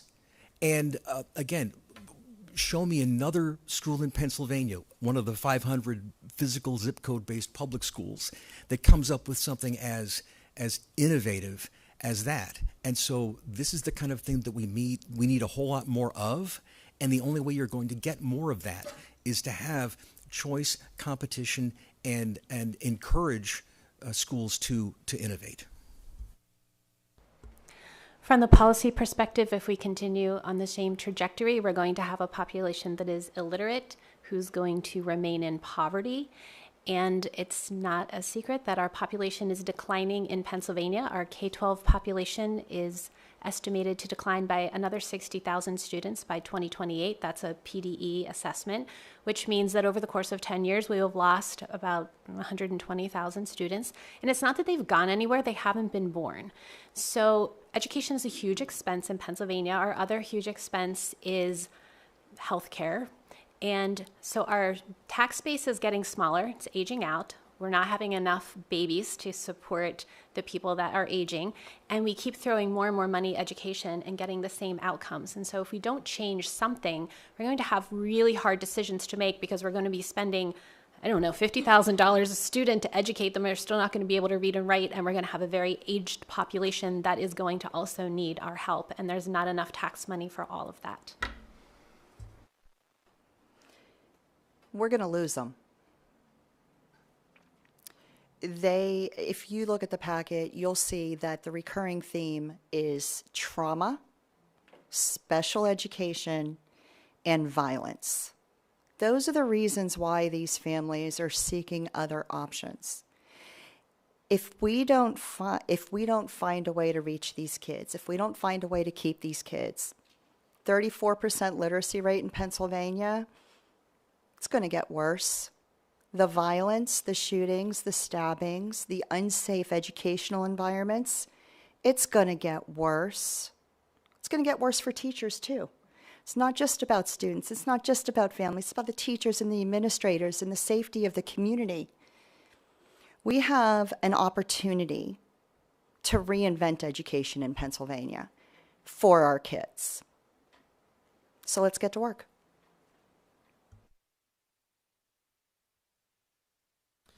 So in the interest of time, not necessarily going to ask a question, but I want to confirm some of your testimony as somebody who's done this for a very, very long time. Number one, it's the myth that this will destroy public education is ridiculous. It's completely asinine. How do we know? Look at every other state. We know that when we have full school choice bills like Representative DeWorsey's school choice bill, that 85 to 90% of kids will still go to brick and mortar public schools. So choice is not just about, and how do we know that? Look at Florida. If we want to go back to Florida, that's what happens. So this is not just about cyber charters. This is about choice. Okay? And cyber charters is one of those choices. So this is the front line. I didn't expect when I came into this, my first fight would be saving or defending cyber charters. I really didn't. But you are under attack. Attack is the right word. Okay? They want to get rid of you. We'll say the quiet part out loud. If you followed any of the remote hearings that we had, they said it, that they want to get rid of cyber charters. And another member said, once we get rid of them, we'll go after charters. And then they're going to go after private schools. So this is a bigger fight. This is about preserving our republic. Because if we have an illiterate population, we lose our liberty. So this is a parental rights issue. It's a kid issue, but it's even bigger than that. It's a fundamental liberty issue that we have the right as parents to choose the education for our kids that we want to choose. And I will tell you this, everybody up here agrees with this. I believe we've gotten to the point where we've asked, I'm sure we've asked, what do we do with the 65,000 kids? I asked the people sitting across the table, what do we do with the 65,000? Because that's what I care about. Crickets. They don't care. And I'll say it. They just don't care because the money in their campaign fund is far more important. Are we getting this on camera? The money in their campaign fund is far more important to them than, as we've said over and over again, saving these kids in their second and third chances. So would encourage you, please keep up that fight. And I believe we're at the point where we have to shame people into doing the right thing. I believe that fully because they're not listening. So we have to get the message out what will happen and what has happened if options and choices go away. So thank you guys very much for your testimony. We appreciate it, and I'm encouraging everybody in this room to fight the fight with everything you have. And the best way to do that, Sharon, I think this is why you and I get along so well, is stories. So I've spent my whole entire life telling stories. That's what good history teachers do. Tell the stories. Tell the stories of success and the horrific stories of those kids that didn't have a chance for choice. So thank you. Senator Kiefer. Thank you. So a question I have, and you mentioned some of the data points, but one of them, that we perpetually hear is our public cyber charters aren't accountable, and their performance numbers, scores are abysmal. And so how would you respond to that?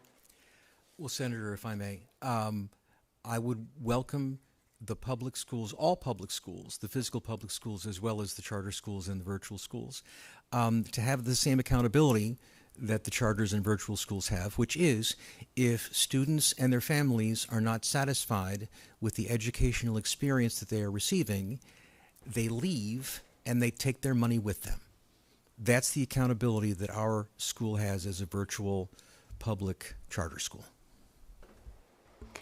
I would add that District schools who have cyber programs typically do not post those PSSA and Keystone test scores separately. My own school district in Chester County, they did the first year and they were terrible, so they stopped doing that. They don't want people to know how poor those scores are. So it's not an apples to apples comparison. And one thing that I think is a huge hindrance that most people don't understand is that cyber students have to go take those tests in person, even though their education is cyber. And that requires a caregiver to go with the family. It's often several days in a row, could be several weeks in a row, depending on if you have an IEP. They have to go to a hotel or a college campus, somewhere that's unfamiliar. And that is not a great testing environment. So you're not testing the child in the environment in which they're learning. So of course your scores are going to be skewed. So those are just two differences. To add on to that, in district environments, the kids are captive. And so there are rewards, there are popsicles, there are dances, there are advantages, right? Even if, and I had this experience myself as a parent who said, my child has post-concussion syndrome. I don't want her to take the test. Can we delay? What can we do? I even kept her home from school, and said she's sick. When I returned her back to school, even though the counselor knew I didn't want her to take that testing, we needed to have a conversation. I had a doctor's note. They made her take the test. That was 3 weeks of headaches afterwards. 3 weeks. Captive audience. Second of all, we know that the formula by which they judge the proficiency rates is skewed. When you have less participation, under 95% participation, you're dinged as not proficient for those students who don't take the test. It is not apples to apples. You're absolutely right. If you take cyber charter in a location, you compare it to the demographics of that district, a lot of times cyber charters blow that district out of the water. And one last thing. And I have to read. Hold on. Parents who have children in cyber charter have already been through the ringer. We don't want to conform. We don't want to have to take our child to testing. We don't want to put our child through the trauma. Even though cyber charters are amazing. Okay, you guys, it's a little annoying on how much you actually contact us about getting us to the testing site. Okay, we get emails, we get letters, we get phone calls. They ask you if you need one-on-one if you have a child with a special education plan. Do you need a small group? Are you okay with a large group? They try to do everything they can to get those kids, but parents don't want to go. They don't want to put their kids through that. They don't want to travel. They don't want to take a day, 2 days, 3 days, 4 days off of work. It's difficult for them. So there's nothing like telling a mama bear what she has to do to suit the state or the school, right? It's like, I'm not going to take my kid there. I'm not going to put them through that. And that is how the majority of parents that I talk to who decline to participate in the test feel.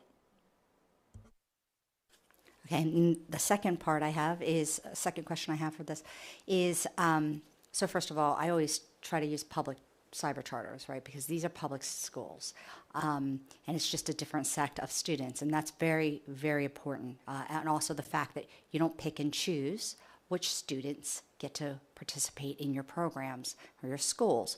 So with that, there is this, I think a false perception out there that you're identifying every child with the IEP, and B is that you're not taking the children with the highest needs, whether that be somebody that's low income or somebody that's in English as a second language or somebody that has special education, really high needs. Could you speak to that as well to debunk that myth? Yeah, thank you, Senator. And all of those assertions are categorically untrue.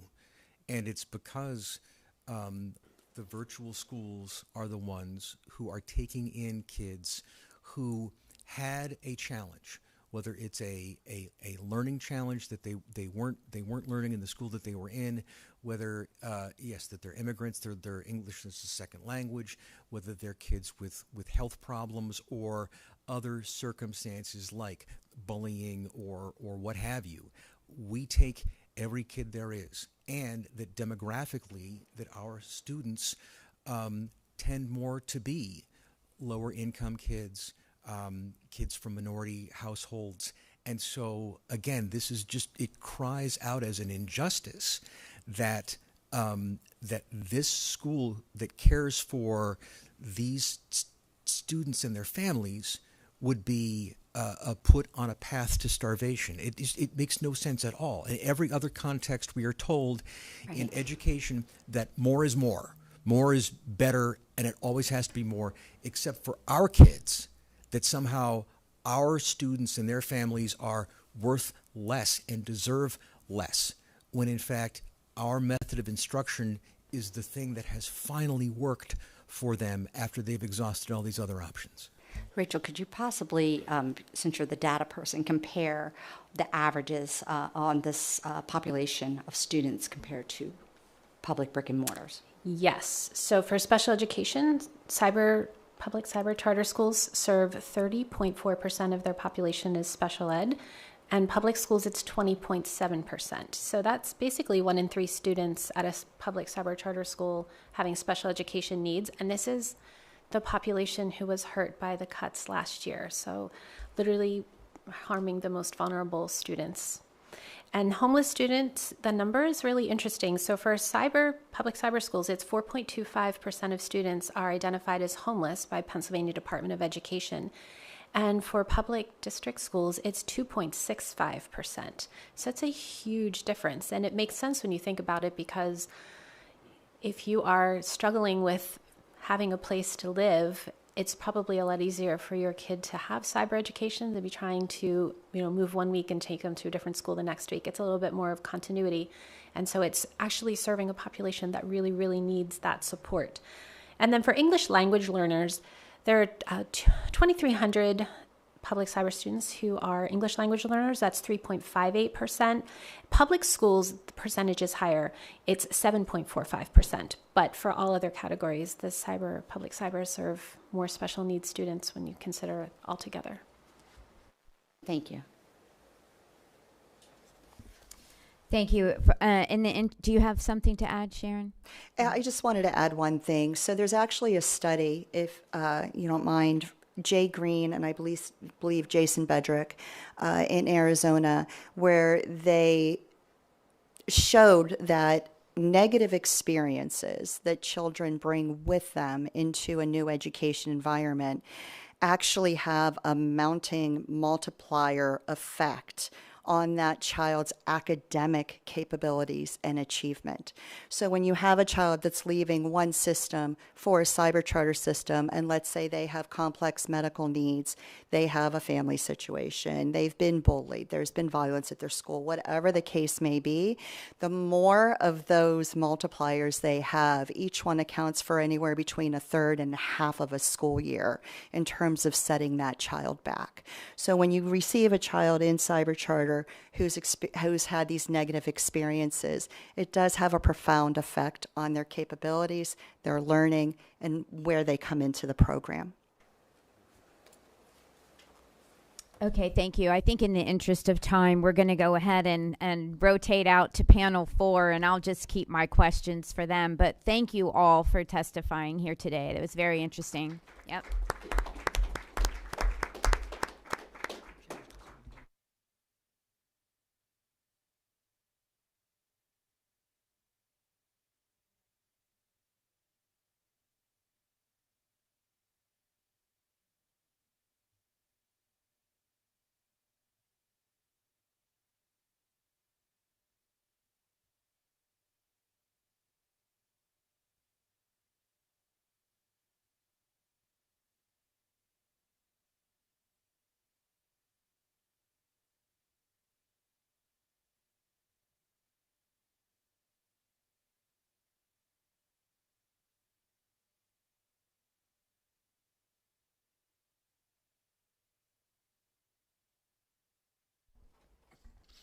Okay, we're going to get started on panel 4. Panel 4 are our cyber charter school leaders. And we saved a lot of our questions also for you. So hopefully we'll try to move forward in a very expeditious way so we're not going too late. So again, we're going to have you all just testify, and then we'll have questions afterwards. And first is Jane Swan, the CEO of REACH Cyber Charter. Thank you so much, Representative Gleim. So good to see all of you again. I feel like REACH has been well represented here today, so I'm going to keep my comments a little short. But just to tell you that we've been here for 10 years. We started in 2016 with 463 students, and today we have 5,728 throughout Pennsylvania and growing, and we accept all with open arms. Our population extends from Philly to Erie to the Northeast to Wilkes-Barre. We have 446 school districts that we work with. By the way, 200 who have not paid us this year yet because of the budget impasse. Just thought I'd throw that in there for you. 40% of our families qualify for free and reduced meals. However, 45% of our families don't report.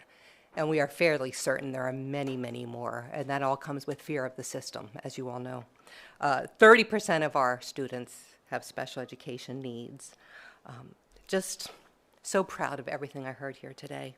I want you to know that if our students stay with us for 3 years, they improve and they grow and they outperform their peers. However, 90% of our new students come to us at below basic in math and reading. And that below basic is often 2 years below where they should be, sometimes more. So as you can see, we have a lot of growth to do, and we grow a lot, but not according to that typical state test. By the way, when you go to school to become a teacher, which is what I did, you don't teach one test, right, Representative Mark? You don't just give one test and that's the answer. You give multiple means of measurement, and that's what the correct thing to do. Let's get rid of state testing. It doesn't prove anything except that you know how to take a test. I'm going to end there because I think REACH has been well represented, but I'm sure you'll have questions soon. Thank you. Good afternoon, and thank you for this opportunity. I'm Dr. Deborah Heath Thornton. I'm the CEO of PA Virtual Charter School. We are headquartered in King of Prussia, Pennsylvania. We serve approximately 3,000 students, and we draw from 410 of the 500 school districts in the Commonwealth of Pennsylvania. Approximately 79% of our students return. Our students are approximately 67% economically disadvantaged, meaning that they are eligible for free and reduced lunch. Keyword eligible there. About 23% of our students require some level of state or federally mandated special education services in order to achieve their goals. We are a minority school. 58% of our students are students of color. We are one of the oldest cyber charter schools in Pennsylvania, and this year we are celebrating our 25th year.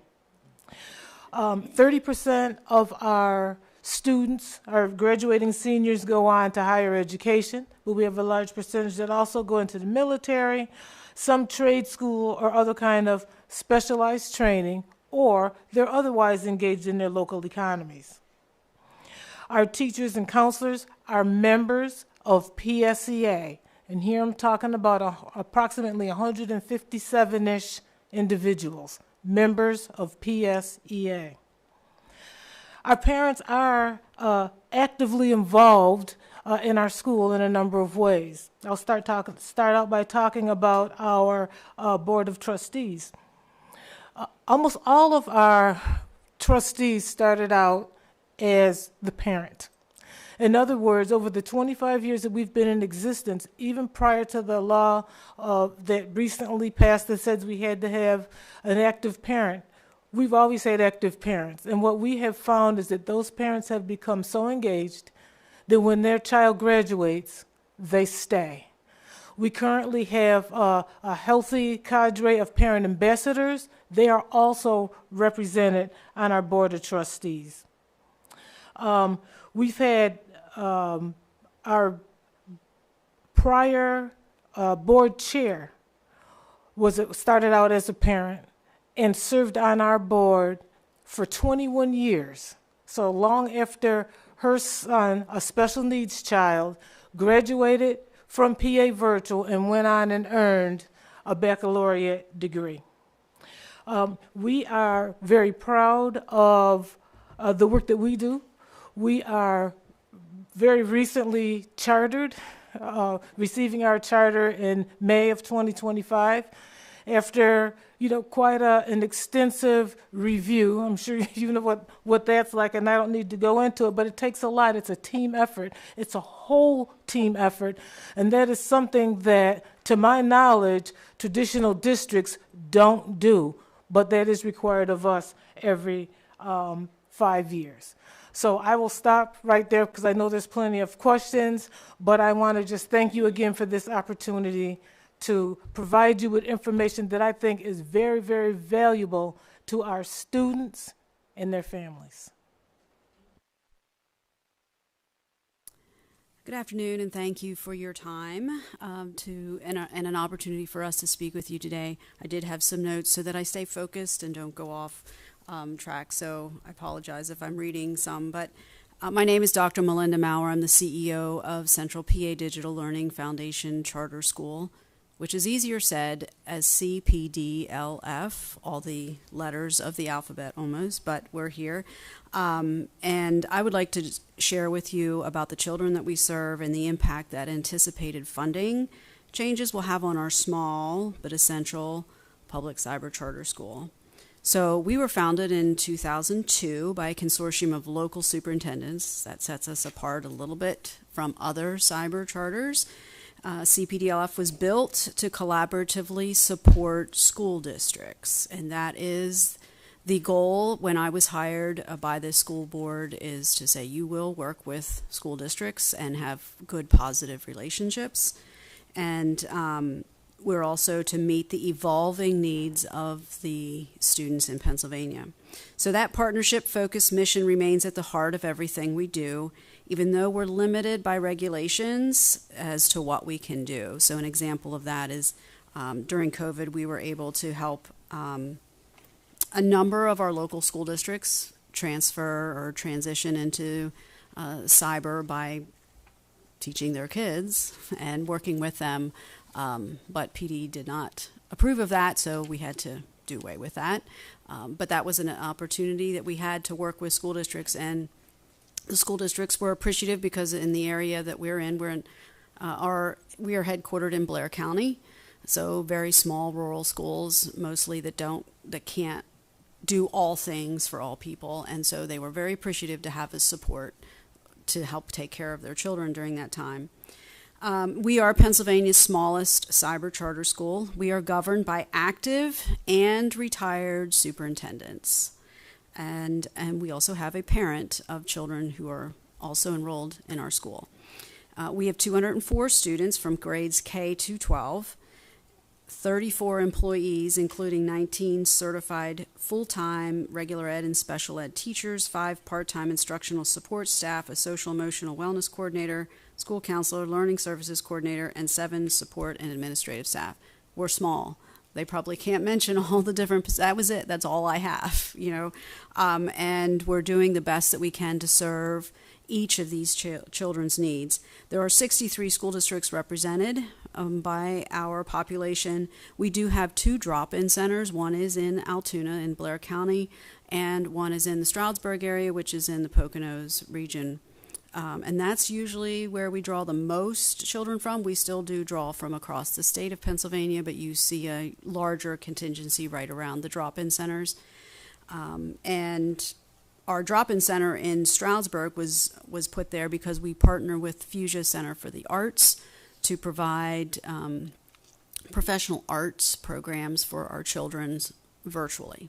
So the children who go there for a drop-in can also participate in any classes or things that the Fuchsia teachers are offering at that time to our students. They can participate with Fuchsia because we have that partnership. So it gives them an added bonus. But for those students across the state of Pennsylvania, because we have that partnership and their courses are part of our curriculum, we are able to offer children across the state of Pennsylvania, whether they can afford it or not, professional dance, art, music lessons that they normally would not have the opportunity to be able to take advantage of, especially if they're in a rural community. They may not have that near them to be able to even participate, let alone pay for that. So that partnership allows that, and it becomes part of their credits that they earn to graduate. So our student population reflects families that are seeking support, stability, and personalized learning.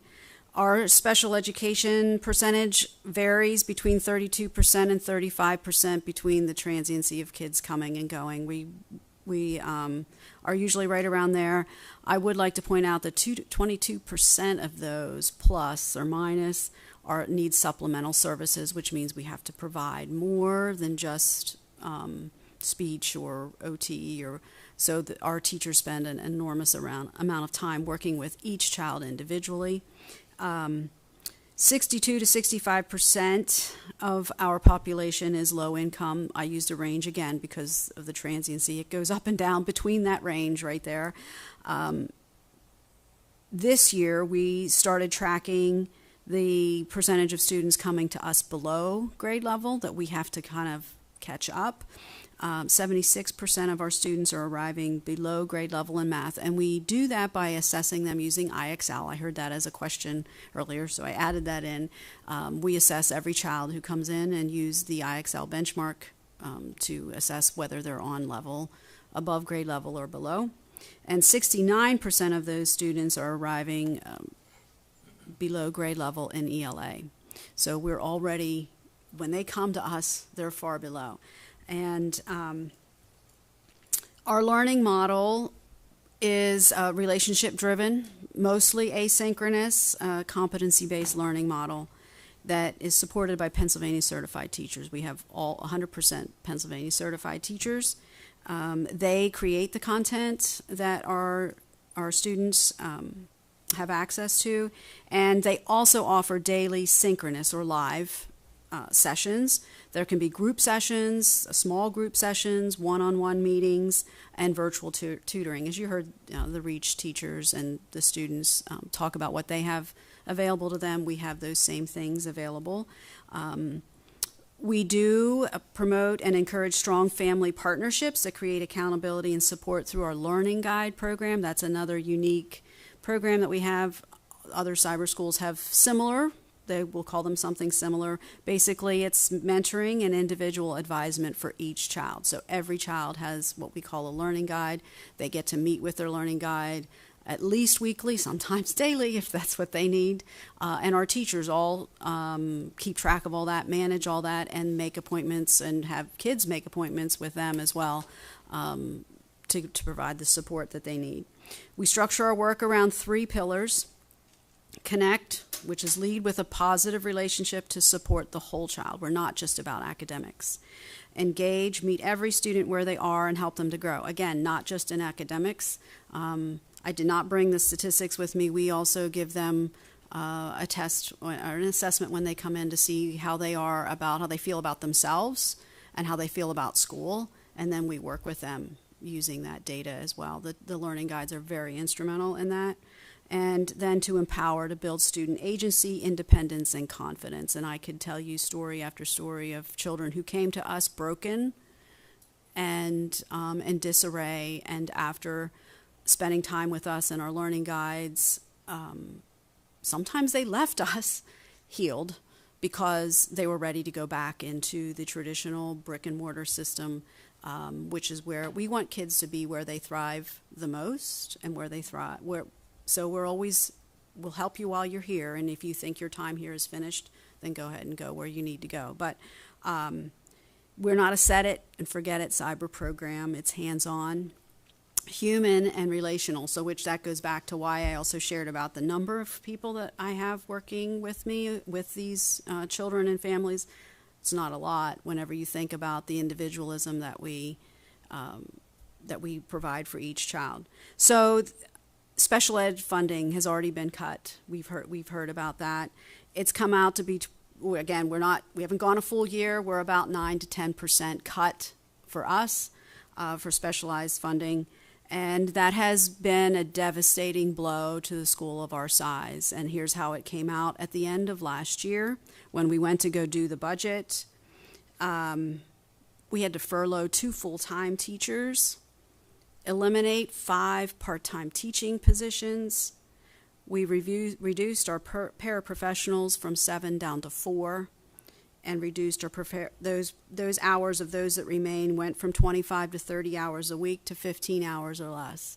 That's our special ed population that just lost. But not just our special ed, because our regular ed children need it. We provide whoever needs it. We basically think of every child as having an IEP, and whatever it is that they need when they come to us, we try to provide that. Now, with even less staff, we're finding that hard to meet their needs. So these reductions have greatly impacted those children who need us the most. And these students are already entering below grade level, and they need to rely on consistent adult support. And a cut in funding just will exasperate that even more. So this is why your support matters. We are a small, efficient, and mission-driven school. We're not asking for more. We're just asking to not lose the essential funding that allows us to serve these high-need learners from 63 districts across the state of Pennsylvania. When small schools lose funding, we don't lose extras. There are no extras. We lose people, we lose services, and we lose relationships that help children succeed. And our students, all of our students across the state of Pennsylvania, deserve better than that. So with that, I'd like to say thank you for your time and for listening. Thank you for that testimony. It's just heartbreaking to hear. We know that the House did in the budget last year cut nearly $200 million from cybers, and by our estimation, I'll reiterate it, we're looking at another $300 million, which, you know, we're looking at $500 million being taken from cyber charters, and the kids. You know, what I want to really reiterate is that there are faces behind these numbers, right? And so if you had to cut all of that from your special education just from last year's budget, we are looking at some numbers that say that totally the cybers are looking at 2,000 teachers being cut. I don't know about that data point, but I would really like to hear what the total package looks like from last year to this year, as far as, well, I mean, you've given me last year, but just if as brief as you can, what does it look like across the cyber charter world with $500 million in cyber charter cuts? Thank you, Representative Gleim. It's grim. It's no secret that probably 3 or 4 schools will not make it. They'll close. It's also no secret that we will have to cut services to students. We already have realized 15% at REACH, and we're not through the year yet. We're not through the year. We are fortunate that our board and our leadership team has had the foresight to be able to reserve funding for situations like this. But it will be a couple of years if we keep going down this path. And I feel like this is what's happening. You know, the mission is to, from other legislators to get rid of us. We need you to advocate to not get rid of us. You heard the stories here today, and there are many more like it. It's grim. It's grim. Grim is the word. The way that we would have to deal with some of the cuts that have been proposed it's multifaceted, none of which is good. And as we begin to talk about that, You know, I just always want to say student, student, student, because when you hear these discussions, you don't hear the word student. So your point about there being faces there, yeah, there's faces and families that are affected when they start talking about those kinds of cuts. And so, you know, to have to do things like, you know, reevaluate our student-teacher ratios, meaning, you know, we've already set the stage that students come to us behind. They need additional support. Some of them have been traumatized and the rest of it. And so what we would have to do is look at increasing the number of students that some of our teachers and counselors and other professionals would have to deal with, which automatically reduces that individual attention that these students need. These are the most vulnerable populations in the Commonwealth of Pennsylvania. We would have to look at, you know, staffing cuts. I mean, the staffing cuts that Melinda has outlined are horrible, but that could become a reality for all of us with the kind of scenario that's being laid out and advocated for across the Commonwealth. So staffing and employment across the Commonwealth, because our staff comes from across the Commonwealth. It's not one general area that would be impacted. The Commonwealth of Pennsylvania would be impacted. Reduction in academic programs. Well, we just, you know, you just heard testimony about the kinds of programs that we need to be having and how we're preparing our students for post-secondary lives of productivity and meeting their goals. Well, those kinds of cuts means as we reduce our academic programming, we're also reducing opportunities for someone to be able to realize their life's goals, their aspirations, to be able to make choices for their own lives and not become a burden to the rest of society. So those are, we're talking about limiting productivity across, and you know, the Commonwealth of Pennsylvania is not a gated community. So therefore, you know, all of our students don't stay in the Commonwealth of Pennsylvania. So we're impacting not only the country, but the world with some of what these cuts would result in. Hiring freezes, that can be just as bad as some of the cuts in staffing. Because when we have a hiring freeze, that means when someone leaves us because they're moving their life on, because they're retiring, because they're moving into another position and so forth. If we are in a situation where we can't fill that, now we have a void, now we have a hole. And we have to keep in mind that when we cut programs, we cut the staff to go along with those programs. And when we cut staff, we cut the programs to go along with that staff. When our student support and family support is of utmost importance to what we do at PA Virtual, and to cut that, to eliminate some of that support that we have. We have a very vibrant parent ambassador program that I talked about before, but the idea is we need those. That's parent to parent, staff to parent. That's like a peer related triangle there that helps parents onboard strongly so they can be strong for their students. We call them learning coaches, so we call them parents or learning coaches. Sometimes we refer to them as LCs, but their child is going to be able to learn. You know, I don't need to convince any of us, we're all educators, that the research says that when parents are involved in a child's education, they do much better.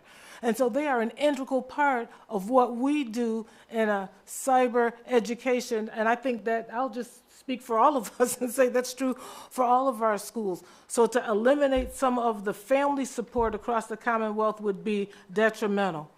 In terms of deferred maintenance and so forth to our buildings, PA Virtual simply has the one building, but we have people that work in that building. And when we're delaying maintenance, we could be delaying fixing a safety hazard. So each one of our staff is just important to us as each one of our students. And so we need to be able to keep those facilities in the kind of shape that anyone else would want to work in. And we want folks to be able to not only feel safe, but be safe in those buildings.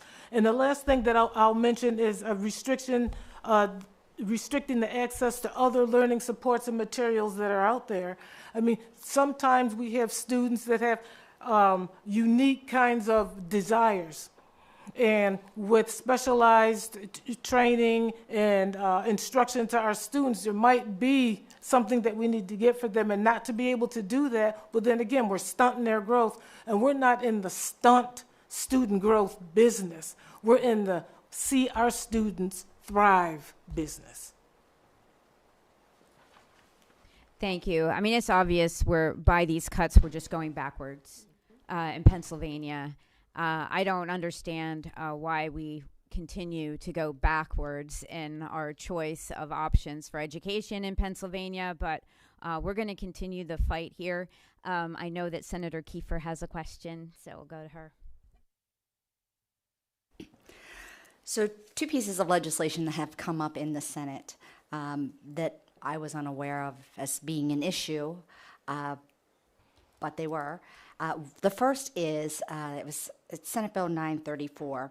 It's regarding residency. So this bill would require public cyber charters to verify the residency of their students annually. So the first would be, I believe it's November 1st, and then it would be March 1st of every year, unless the student enrolls later in after November, then it would start in March. But that, I'm always one that asks unhelpful questions, I'm told.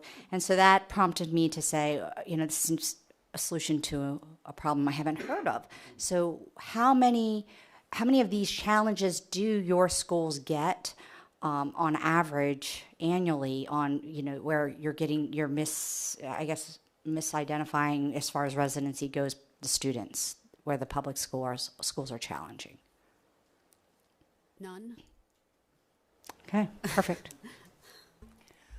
I won't say none, but I will say this. When there is a question, we have a relationship with the districts where our business folks work together. If the question is how many does PDE have to intervene in, I'll say none. But for the most part, we don't get many, and when we do, there's a resolution. Right. I mean, they work together to resolve that. So in our opinion, for PA virtual, it's not not only is it not a big issue, I'll venture to say it's not an issue. It's not an issue for REACH either. Our CFO has a great relationship with all the districts, and with the largest district, Philadelphia, where we have 1,300 students, we talk to them all the time, back and forth. We have reconciliation processes. By the time PDE even has a chance to send us the form that says we need a mediation, it's already been resolved. We have nothing outstanding or with PDE. And from an administrative and a fiscal standpoint, what would this biannual verification look like? Do you have the manpower, the capacity, a process already in place where you could... I guess I would offer, will school districts do the same thing? We're happy to do it if they do it. Right. It's a lot of manpower. It is, because people move. When a student first enrolls in a school district, they have to provide all of those documentation, Right. and we do that. And when As a they parent- move, we have to get that. As a parent, right? I'm like, why do I have to fill this out every single year? I Right. already filled it out on 5 other forms. It will be a burden. It will be a burden. Once a year? Right. Okay. Okay, and then the other piece of legislation that has come up deals with well checks. And so what prompted this, ironically, was a cyber charter, a public cyber charter student who actually was on video all the time. But this would require the well checks. And so what I've been hearing from most of my public cyber charters is that, hey, we do this to the best of our capacity, but as far as being punitive in compliance, because we can't, there's nothing in there that forces families or parents to comply, and then there's the enforcement part on your side of it. So what does that look like showing up at somebody's door? Could you speak to that? So as you heard from teachers earlier today, happy that this is there. It has helped to make sure that our students are safe, and that's what we're interested in, and that they're doing well. We have a whole team of family mentors, similar to Dr. Deborah's team, that go out and meet with families and do videos and have meet and greets. And then we have all those events, and we do all of those things already. So I think it's an important metric to continue following. So the weekly check-ins, and how do you handle parents that don't, like, if they're not complying? Well, we have a full escalation process that will go, can possibly come to me, but goes to children and youth, all of the different agencies that are part of that. Okay. We pride ourselves in providing a safe and supportive learning environment. And that includes not only online, but in the home, because that's part of their learning environment. And so we're much the same way. We have a cadre of family support coordinators that are regionally based, and they help out with that. We could send folks out in terms of our counselors. Sometimes we team in with a teacher. It depends on who it is, who may have the relationship with the family, and so forth.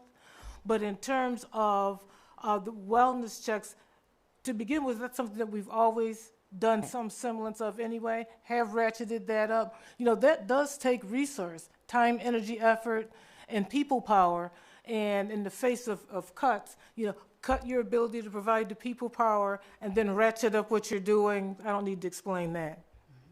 That's a great point. I'll just say that I agree with what has already been said, and we were doing it before. We had to do it because it's what's best for kids.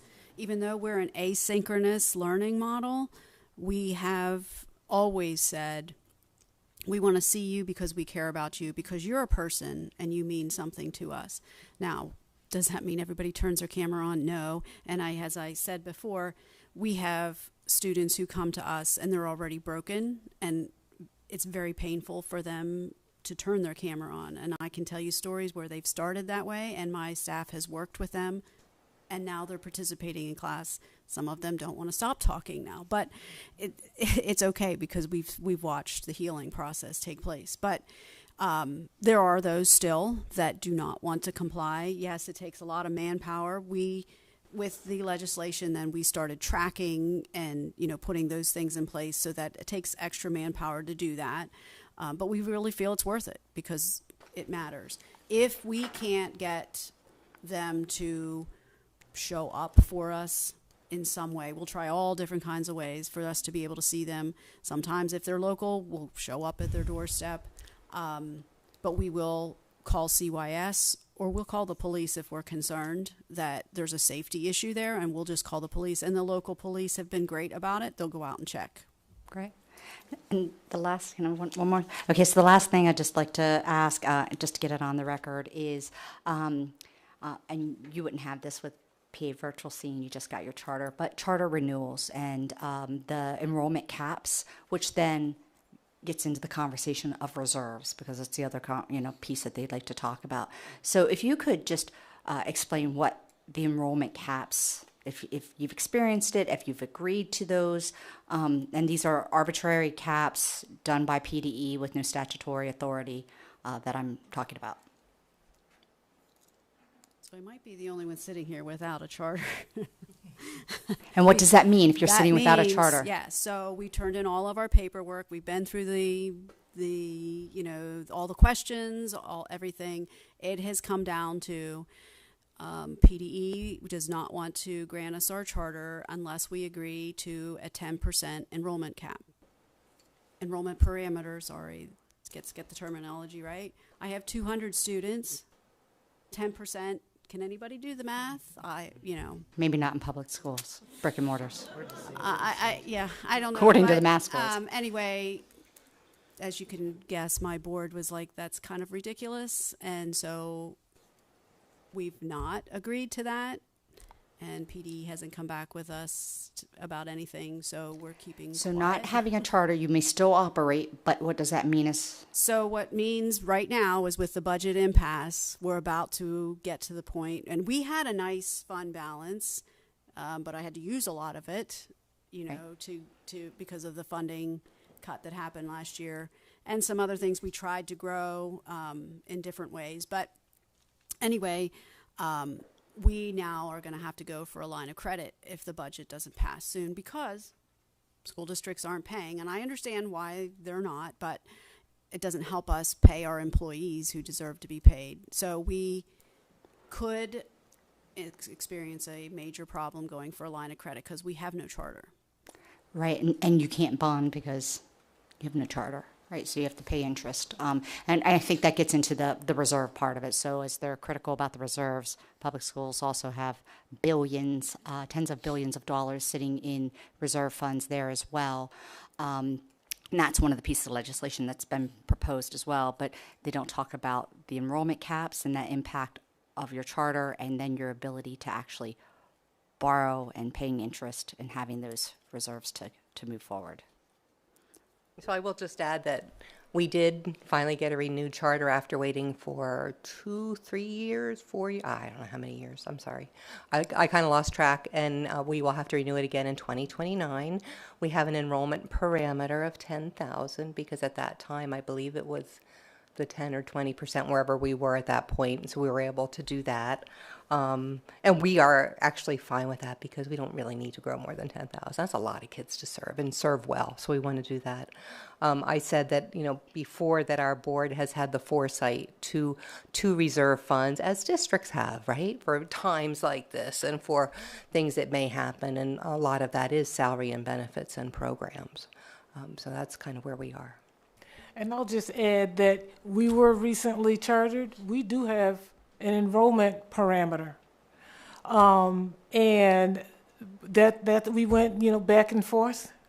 We wanted to be chartered. Our board wanted us to be chartered. But we do have an enrollment parameter if certain conditions occur that don't impact us right now. But that means, foretelling the future and that kind of thing. But in terms of the fairness, I won't spend time on that, but I don't think I need to, because regardless to what a traditional district's academic learning outcomes and so forth look like, I've never heard of any kind of an enrollment parameter at all on those schools. But they impose that on us, and I'll just start out with the issue of a fundamental lack of fairness. Right, and illogical. So as we see a mass exodus out of our brick and mortars because parents and families, students want choice, and so your response is we're going to limit the choice or restrict it. It's absolutely illogical. Thank you. Okay, in the interest of time, we're already a half an hour over.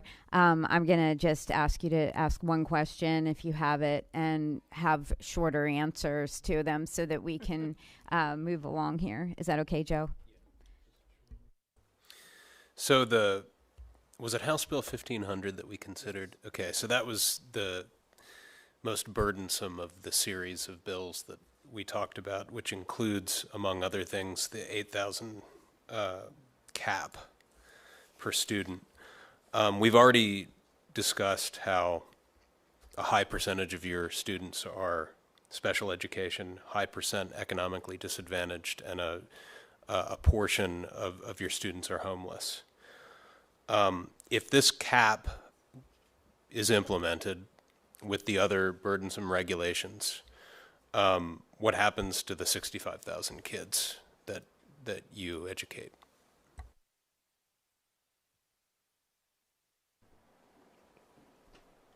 Many of them will not be educated. Our schools will close at some point over the next few years, and those students will go where? Homeschool?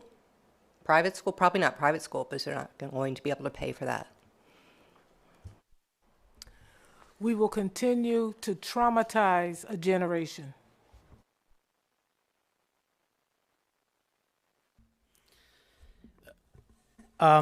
First of all, thank you.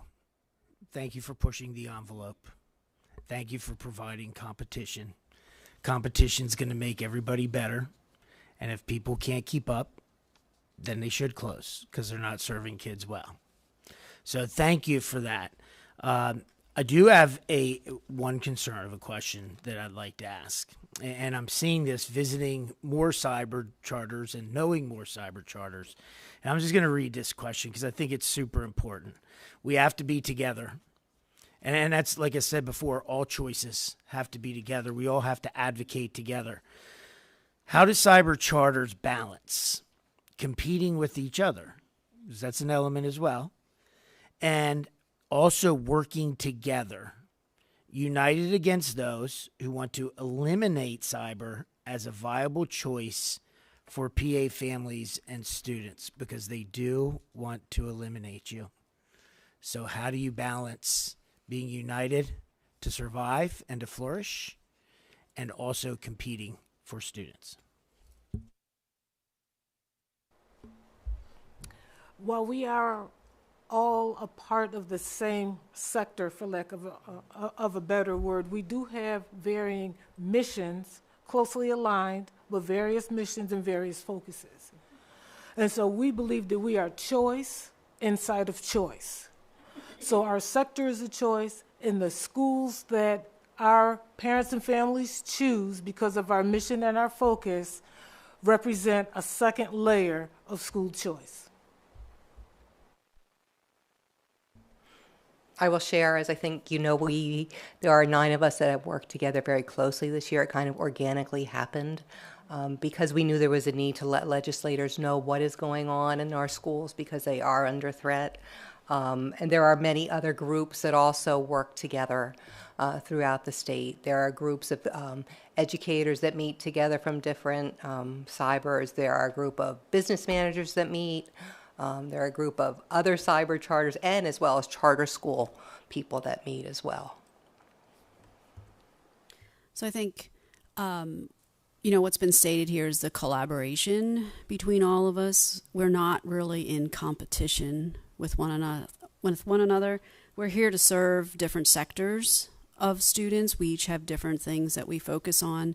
And just as an example for you, there are cybers that have actually referred kids to my program because we'll say, how did you hear about us? And they'll say, well, so-and-so cyber school referred us to you because you're better able to meet the needs that we need. What does that tell you about the collaboration and the cooperation among the cybers when we're able to do some of that? And we do the same thing. We know what each of the other cybers are able to do. And as I said earlier, we want kids to be in the best environment for them. It's not just about us, and I think I can say that for the other cybers that work together here. Thank you all for being here today. I want to just conclude the roundtable here today by saying that this was a breath of fresh air to have the opportunity to hear directly from you. Sometimes we don't always control what House committees actually bring up in a hearing. Or who they invite. So this was long overdue just to hear from you directly. And I want to say thank you for everybody who drove, who took the time out of their day today to educate us. And hopefully we can work together in the near future to uplift and hold on to our cyber charter schools. So thank you.